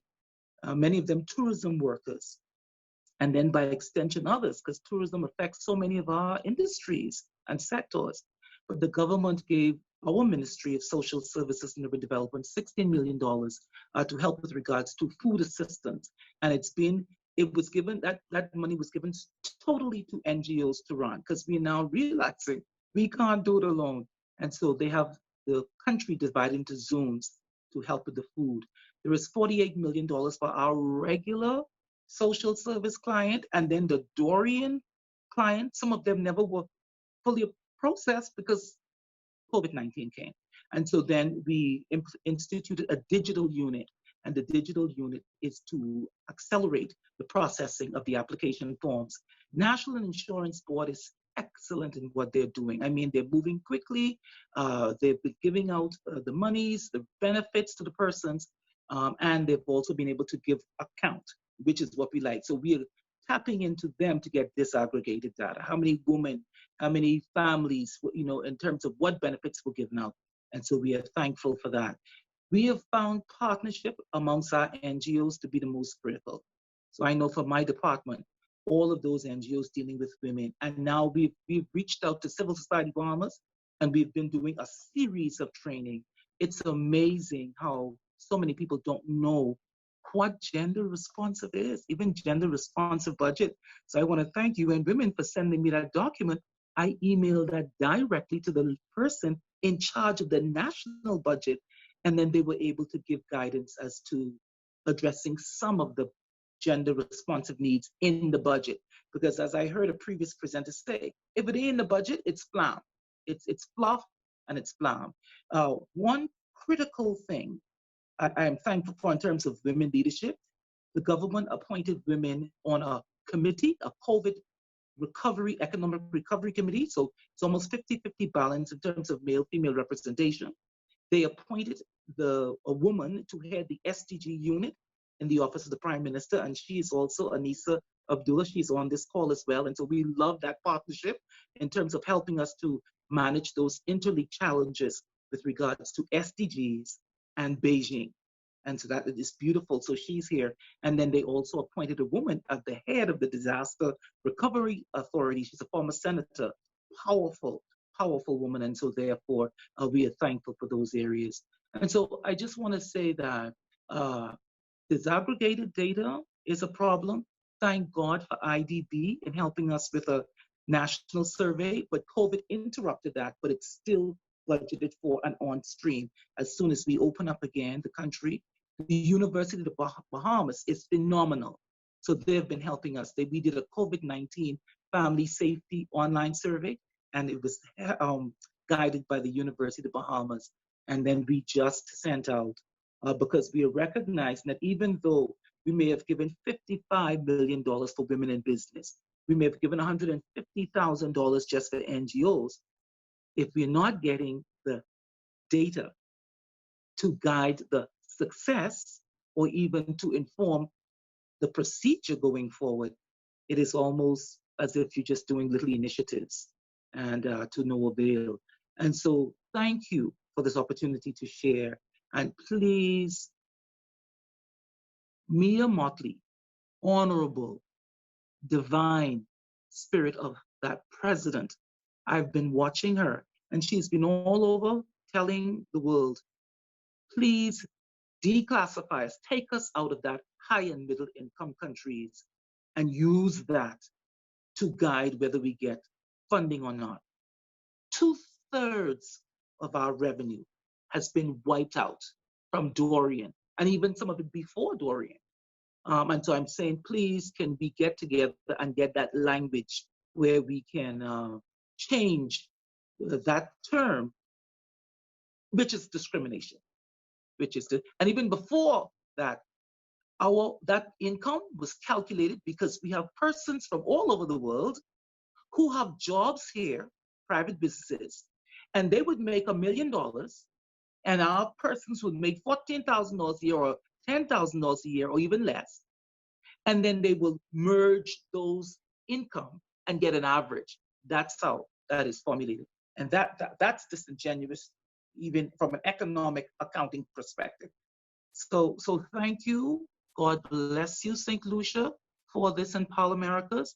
And I pray to God that no country will be left behind.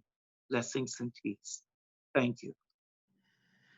Thank you, Dr. Hicks. Thanks for that very passionate plea. You echo the sentiments of many of us. It's good that the advocacy role is being shared. So thank you very kindly for that. I don't see any more hands at this point. So just let me remind participants that you are invited to raise any general comments that you may have. But if I may, in the meantime, share a comment here from Sherry-Ann Clark from DFID Caribbean. Thanks for a rich discussion today. Would like to pick up on where we go from here. Always a very important question after those very rich exchanges such as the ones that we've had today. Where do we go from here? In other words, what's next? As flagged in the CDMA presentation, COVID-19 has thrown up new challenges. Example, profile of who is vulnerable and how, why, under what circumstances, and also issues of enhanced or exacerbated vulnerabilities, and the need for new ways of working. We've all had to contend with working remotely, for example, as well as underscoring the importance of tackling pre-existing issues such as division of care work, inequitable economic opportunities and outcomes, and gender-based violence. We all heard reference being made to what preliminarily we suspect was a spike in gender-based violence during shutdown, during the COVID-19 lockdown. What are the best institutional fora or spaces and processes to advance the multi-sectoral work on gender and resilience in the Caribbean? So governments, NGOs, CSOs, and development partners can most effectively take the agenda forward regionally, nationally, and further afield. What are the next concrete steps? Let me invite Tony to respond to this initially and to add additional comments as well. Tony? Thank you very much, Minister, and thanks again to everyone who has commented. Sherry-Ann, thanks again for the question. I think one of the most concrete next steps was presented by our colleague Max, which is the agenda program. What is beautiful about this program is that it is looking at all of the aspects of change, and Max presented on the behavioral change and a lot of other things that have to happen in order to ensure that we have gender-responsive resilience. CDMA and UN Women signed an agreement last year to ensure that the training that is required so that those that do the immediate responses have the skills to do so. We already signed that agreement and that training is going to be underway. But what I want to do is kind of break it down into three different things in terms of your question. One, we have to be able to empower the national gender machineries, and many of them are quite empowered, but they require support and they require being mainstreamed when we talk about resilience and when we are putting together response teams in order to respond to any kind of natural hazard that we face, or unnatural hazard, because humanitarian situations may be created from many different spaces and reasons. In the course of this call, as our colleague Liz, and I'm so glad that she was able to join us, was able to share, is that we have a name now for this storm. Also, during the course of this storm, the country where I was born indicated that there's one new case of COVID-19, and they're trying to trace where this case has come back from because it's not a returning national. So what we're saying is making sure that the national gender machineries are fully empowered to be given the space and the resources to be able to integrate with the colleagues, and that their colleagues across the health sector, across finance. Those are the one critical action. Another critical action is the gender responsive budgeting that Kiana also mentioned. We have to be prepared for what's coming. And in order to prepare, we need to make sure that our budgets are responsive to gender. So we don't think about it afterwards, but it has to be fully integrated. And again, if the national gender machineries are not at the forefront, it is difficult for this to happen. UN Women and ParlAmericas have been working on this for some time. In Trinidad and Tobago with the speaker there on gender responsive budgeting. And you can go to the ParlAmericas. We have a Parl Gen Tools website, and you can find some work that has been done there in terms of toolkits on gender responsive budgeting for parliamentarians. We also need to ensure that our policies are gender responsive. And so this is why we're having a call like this. Sometimes we need to have the conversation, and our colleague, Mr. Serre from Canada, really shared some ways in which Canada is leading. I mean, Canada has a feminist policy, which has been very useful. And we want to make sure that throughout the Caribbean, and this is something that UN Women, UNFPA, and UNDP has been working with our decision makers and policy makers on, is how do we make sure that our policies and our legislation are policies and legislations that leave no one behind. And that makes them gender responsive. If they're gender responsive, if they're gender transformative, they will leave no one behind. And then finally, I think, and this is the most critical aspect of it, it's the behavioral change aspect of it. Because we can put all of the right policies in place, we can ensure that everyone is equipped with the right tools, but if mentally we don't really believe that this is something that is a priority, because as Kiana showed in her presentation, during the session that we had with IISD and UNDP and the Engender program, most people were saying it's just competing priorities, and they don't really see gender as a critical priority. It is not highlighted. And until we see gender equality as integral to our ability to achieve sustainable development, and regardless of whether people have the tools or not, they're not going to prioritize it. And I think that is the main work. And so what I want to say, Sherianne, is the good thing is that where do we go from here is continuing the work that we have been doing. We don't need to reinvent the wheel because we have been doing this work. What we need to do is ensure that this work continues, that it is prioritized, and the fact that the minister in St. Lucia is leading this conversation, and that we have so many parliamentarians online, and this is the beauty of the work with ParlAmericas, is that the decision makers are demonstrating this political buy-in. And that is one of the most critical steps in our ability to achieve what we are trying to achieve, by leaving no one behind. And the only way you can leave no one behind is by building resilience. Over. Thank you, Tony, for that. And this therefore affords me the opportunity to invite the other panelists in 1 minute to share their closing thoughts or reflections. May I begin with you, please, Angie Daze? Minister, apologies. I believe that Angie had to log off. She had another commitment. We'll have to move to the next panelist. Sure, Kiana.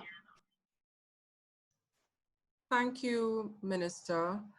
I just want to say thank you to everyone who participated today. We look forward to going and advancing the gender responsive agenda across the countries. And feel free to reach out to us if you need any support along those lines. Thank you. Very kindly, Elizabeth Riley from CDMA. Thank you very much, Madam Chair. And I wish to reiterate the importance of gender as a very significant factor in delivering on the resilience agenda, and to indicate that CDMA stands ready to continue its support to our participating states through collaboration with UN Women in delivering on this agenda. Over. Brilliant, thank you. Jack? Thank you, Minister. And yeah, I'd just like to end by saying thank you for allowing me to share my thoughts on behalf of the Commonwealth Parliamentary Association. And just to say that the CPA are important inter-parliamentary institutions alongside ParlAmericas that we should be using and utilising as much as possible. We stand there to support our members and parliamentarians as much as we can possibly can. So thank you. Thank you, Jack. Tazi, it's your turn. Thank you, Honorable Minister. Thank you to the panelists and the audience. On behalf of the UNDP, I would just like to reiterate our willingness to work together towards the topics that we have discussed today.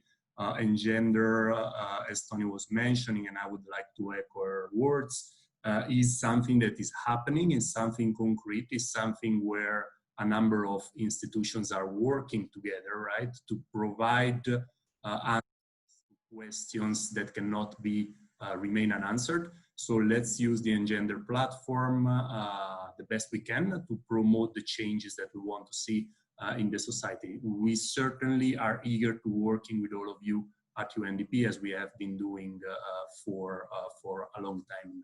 Thank you very much again. Thank you very much. And I am compelled to invite my colleague, Andy Daniel, to share some thoughts with us. He has proven himself to be a champion for gender-sensitive legislation, ensuring that there is a full participation by female parliamentarians. We're not here simply to fulfill a statistical commitment. He ensures that his female parliamentarians are fully engaged. And for those of you who are not aware, incidentally, we have a female president of the Senate.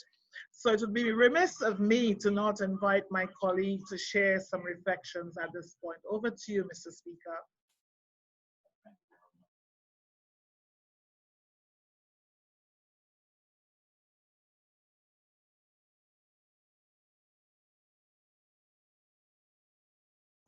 Speaker, unfortunately, Mr. Speaker, your microphone's not on.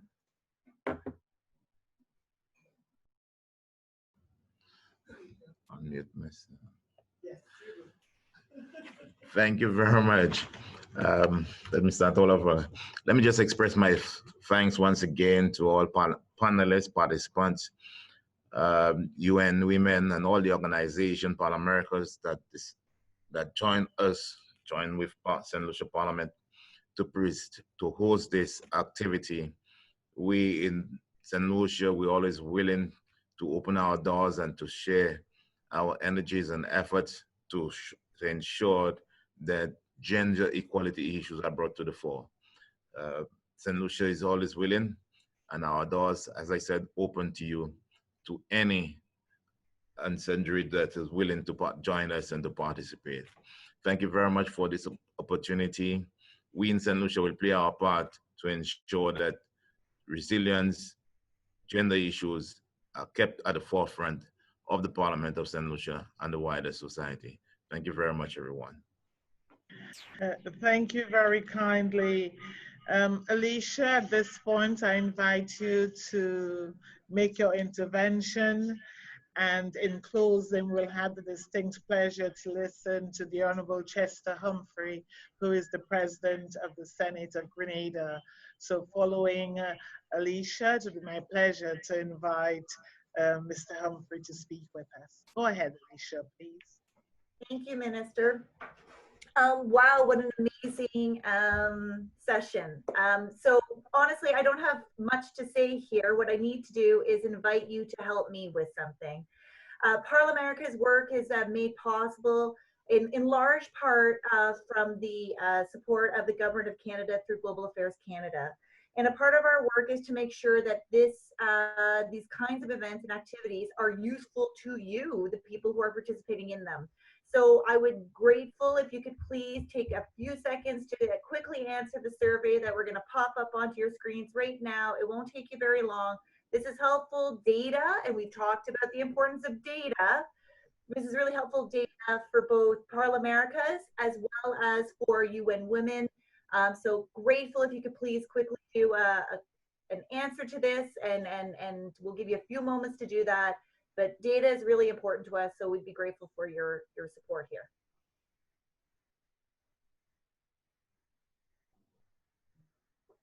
And it literally does take only a few moments. Thank you, Alicia, for that. Uh, that was beautiful. I think we need to tell our pollsters just how to do this. I can literally complete a questionnaire in under a minute. Thanks, Alicia. Well done. Finally, we will have the closing remarks, and I wish, therefore, to invite. I know Tony had done her bit already, so I think I can go across to the President of the Senate of Grenada and Vice President for the Caribbean of the ParlAmericas Parliamentary Network for Gender Equality, the Honorable Chester Humphrey. Mr. Humphrey? All right, let me just say good morning and thank you very much. I'm going to do something pretty unusual for parliamentarians. I'm going to be very brief, simply because I have an emergency that has arisen and I have to take my leave very shortly, and it involved the passing of a union officer who served under me for many years, and it's an urgent matter. Just let me say, I really wish again to thank ParlAmericas for what I would consider a very in-depth and timely coming together of parliamentary colleagues, other presenters and professionals in different areas, as we address this question of gender responsiveness and disaster resilience during the COVID crisis, which is still very much ongoing.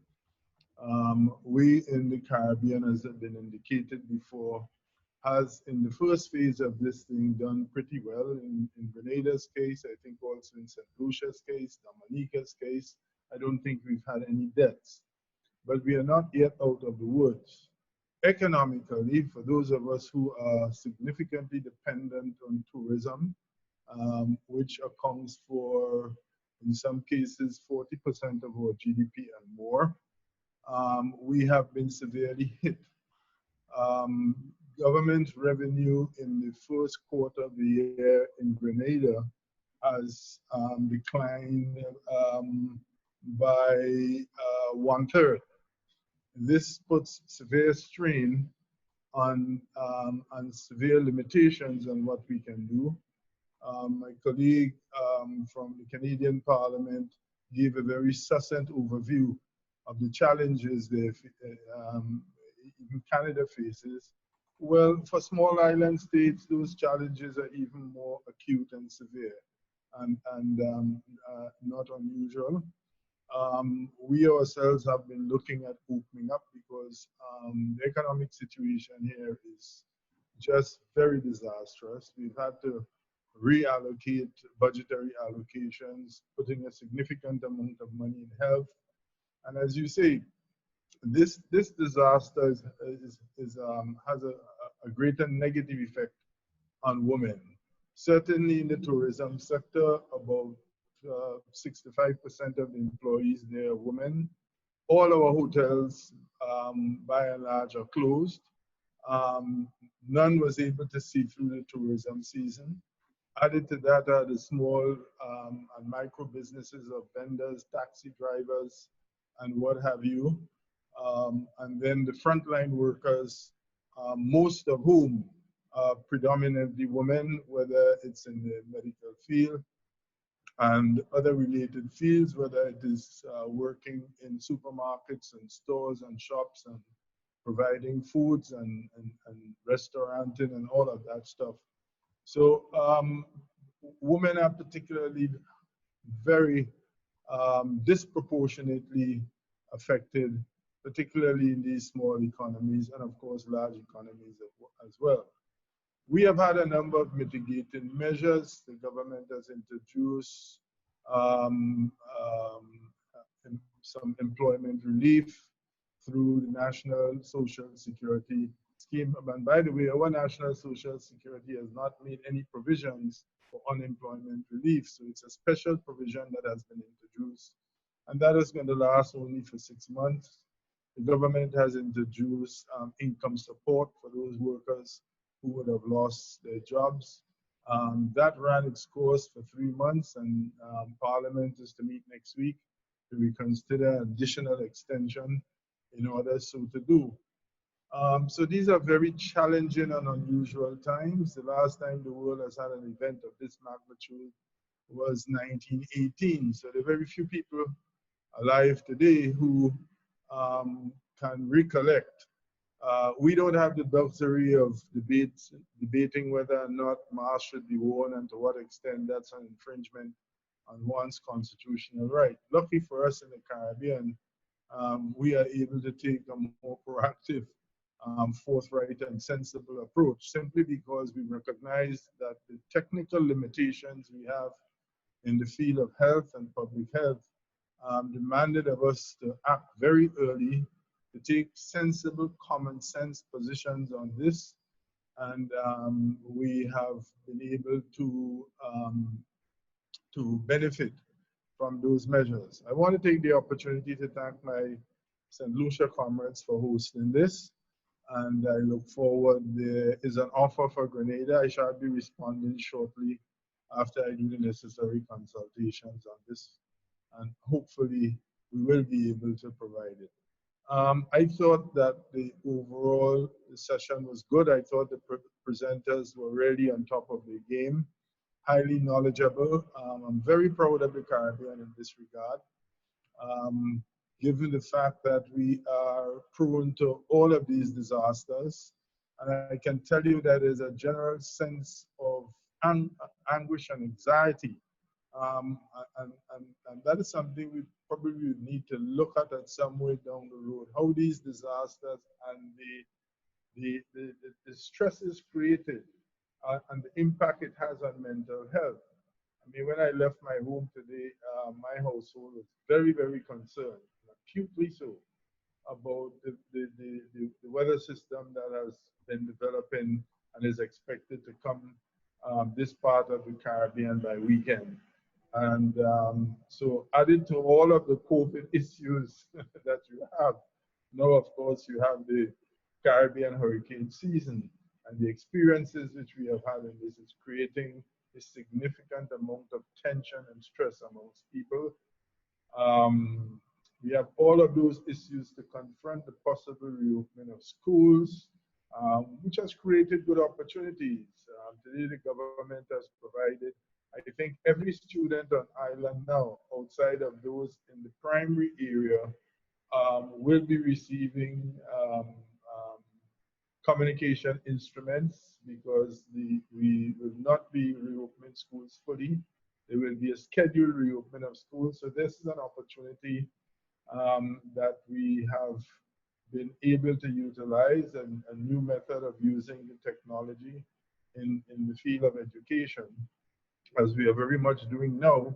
Rather than having to fly to a destination, we can benefit from the use of this technology and so on, and we are introducing that into our school system.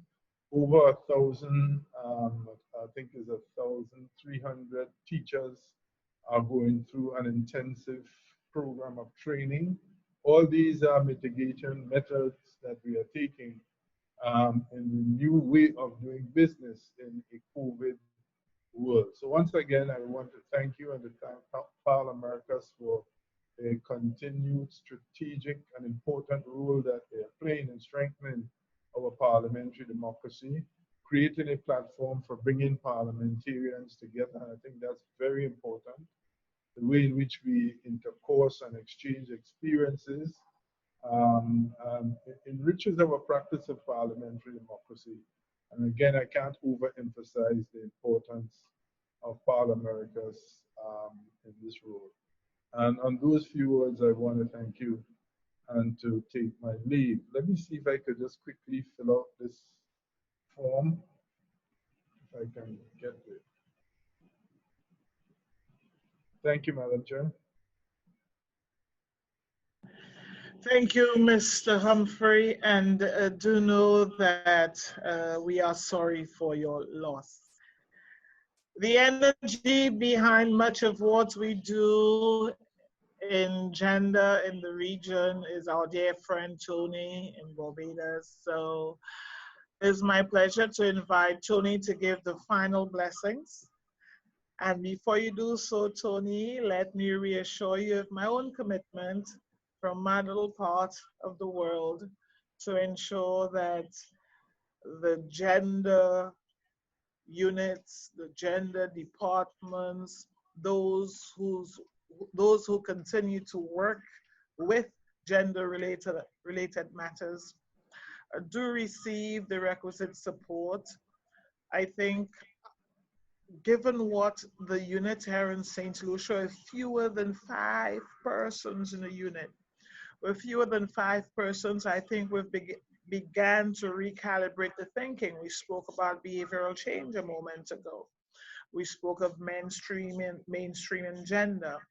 I really want to applaud my colleagues here under the leadership of Ms. Jenny Joseph for the Herculean work that they have done. So few of them attending to the cares, concerns of so many women.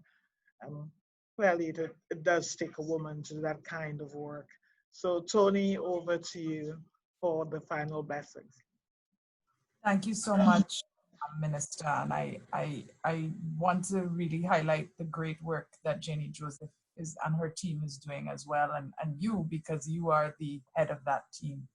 So we look forward to collaborating with you in St. Lucia and with all of you across the Caribbean, as we have been before. I'm sure many of you know that our representative unfortunately passed about a month ago. And if anything, she was little and she was very talawa. It's a Jamaican saying, which is the truth about the Caribbean. We are talawa. I note that Anissa Abdullah asked a question about how we're going to prepare for the longer term effects. And the speaker just shared so many of the challenges that are so real to many of us. For those of us who have children, we are thinking, if schools don't open, what are we going to do? And then for those of us who have teachers in our family, we think, if schools open, what are they going to do? We have to really sit down and think through all of this together. And I think the only way in which we're prepared for the longer term effects is through resiliency. And when we prepare for the longer term effects, we prepare for the shorter term effects. And that is what the Sustainable Development Goals are about. And that is what the UN system, the broader UN system in the Caribbean is about us supporting all of the countries in achieving the Sustainable Development Goals. I wanted to say thank you to all of you for joining, and thank you especially to Alicia, Lizanne, Eilish, the team at ParlAmericas. Anytime we say we have an idea and they have an idea, we say, let's do it. We think it's going to be useful, and it generally is extremely useful, as that poll just showed us. We need to make sure that we can give you more concrete examples of what kind of legislation would be useful in terms of gender responsive resilience, especially as it pertains to climate resilience, but also more broadly as it pertains to sustainable development. You cannot have sustainable development without resilience across the board. And one thing that Speaker Humphrey spoke to that I think we have to remember is the mental health challenges that we're also going to be facing around the impacts of COVID-19. Yes, the violence against women is one of the silent pandemics, so is suicide. And there was something that I was reading earlier today that I wanted to share from a young woman whose name is Arami Brown. And she identified that the original pandemic is supremacy. And I want to just shift it to say the original pandemic is inequality. And that inequality might have its source in race, citizenship, gender, class, ableism, age, access, or anything else. But if we can address this original pandemic of inequality, we will be able to better manage our ability to be flexible when the world, whether it is environmental or whether it is health related, well, environmental includes health related, but whether it's climate impact related in terms of physical or health related, anything comes our way. So just to let you know, UN Women has a campaign called Generation Equality. And this Generation Equality is about changing norms. And UNDP did a recent study, and I'm just going to hold it up so you can see. It's called Tackling Social Norms. And I'm going to invite everyone to look at it. We're going to be having more conversations with civil society as well. This we felt was important for parliamentarians alone. And we will also be spreading this conversation to civil society because the conversations are important. Sometimes they're difficult, but they're important for us to really share what is working, what is not working, and brainstorm how we can come up with solutions to ensure that we eradicate as much as possible the inequalities, especially the gender inequality that exist within the Caribbean and across the globe. I really just want to say thank you. We are here for the long term. UN Women is here for the long term. The UN system is here for the long term. I am actually a Caribbean Canadian woman. And most of the staff in the UN, regardless of where we start, we are here to serve, and we love this space called the Caribbean, and we will do everything that we can to ensure that the Caribbean is as resilient as it needs to be to deal with whatever comes our way. So thank you. Alicia, with your kind permission, I will bring the meeting to a close and to reiterate our profound gratitude to all the panelists, to the participants, to those who have logged on to listen. And I want to encourage you to peruse the documents that were referenced. We always lament the paucity of data in this area, but I think I heard today reference being made to very rich literature that we can peruse and that can help to enlighten us in the various areas that were raised today. So thank you very kindly. Until next time, I shall see you in St. Lucia.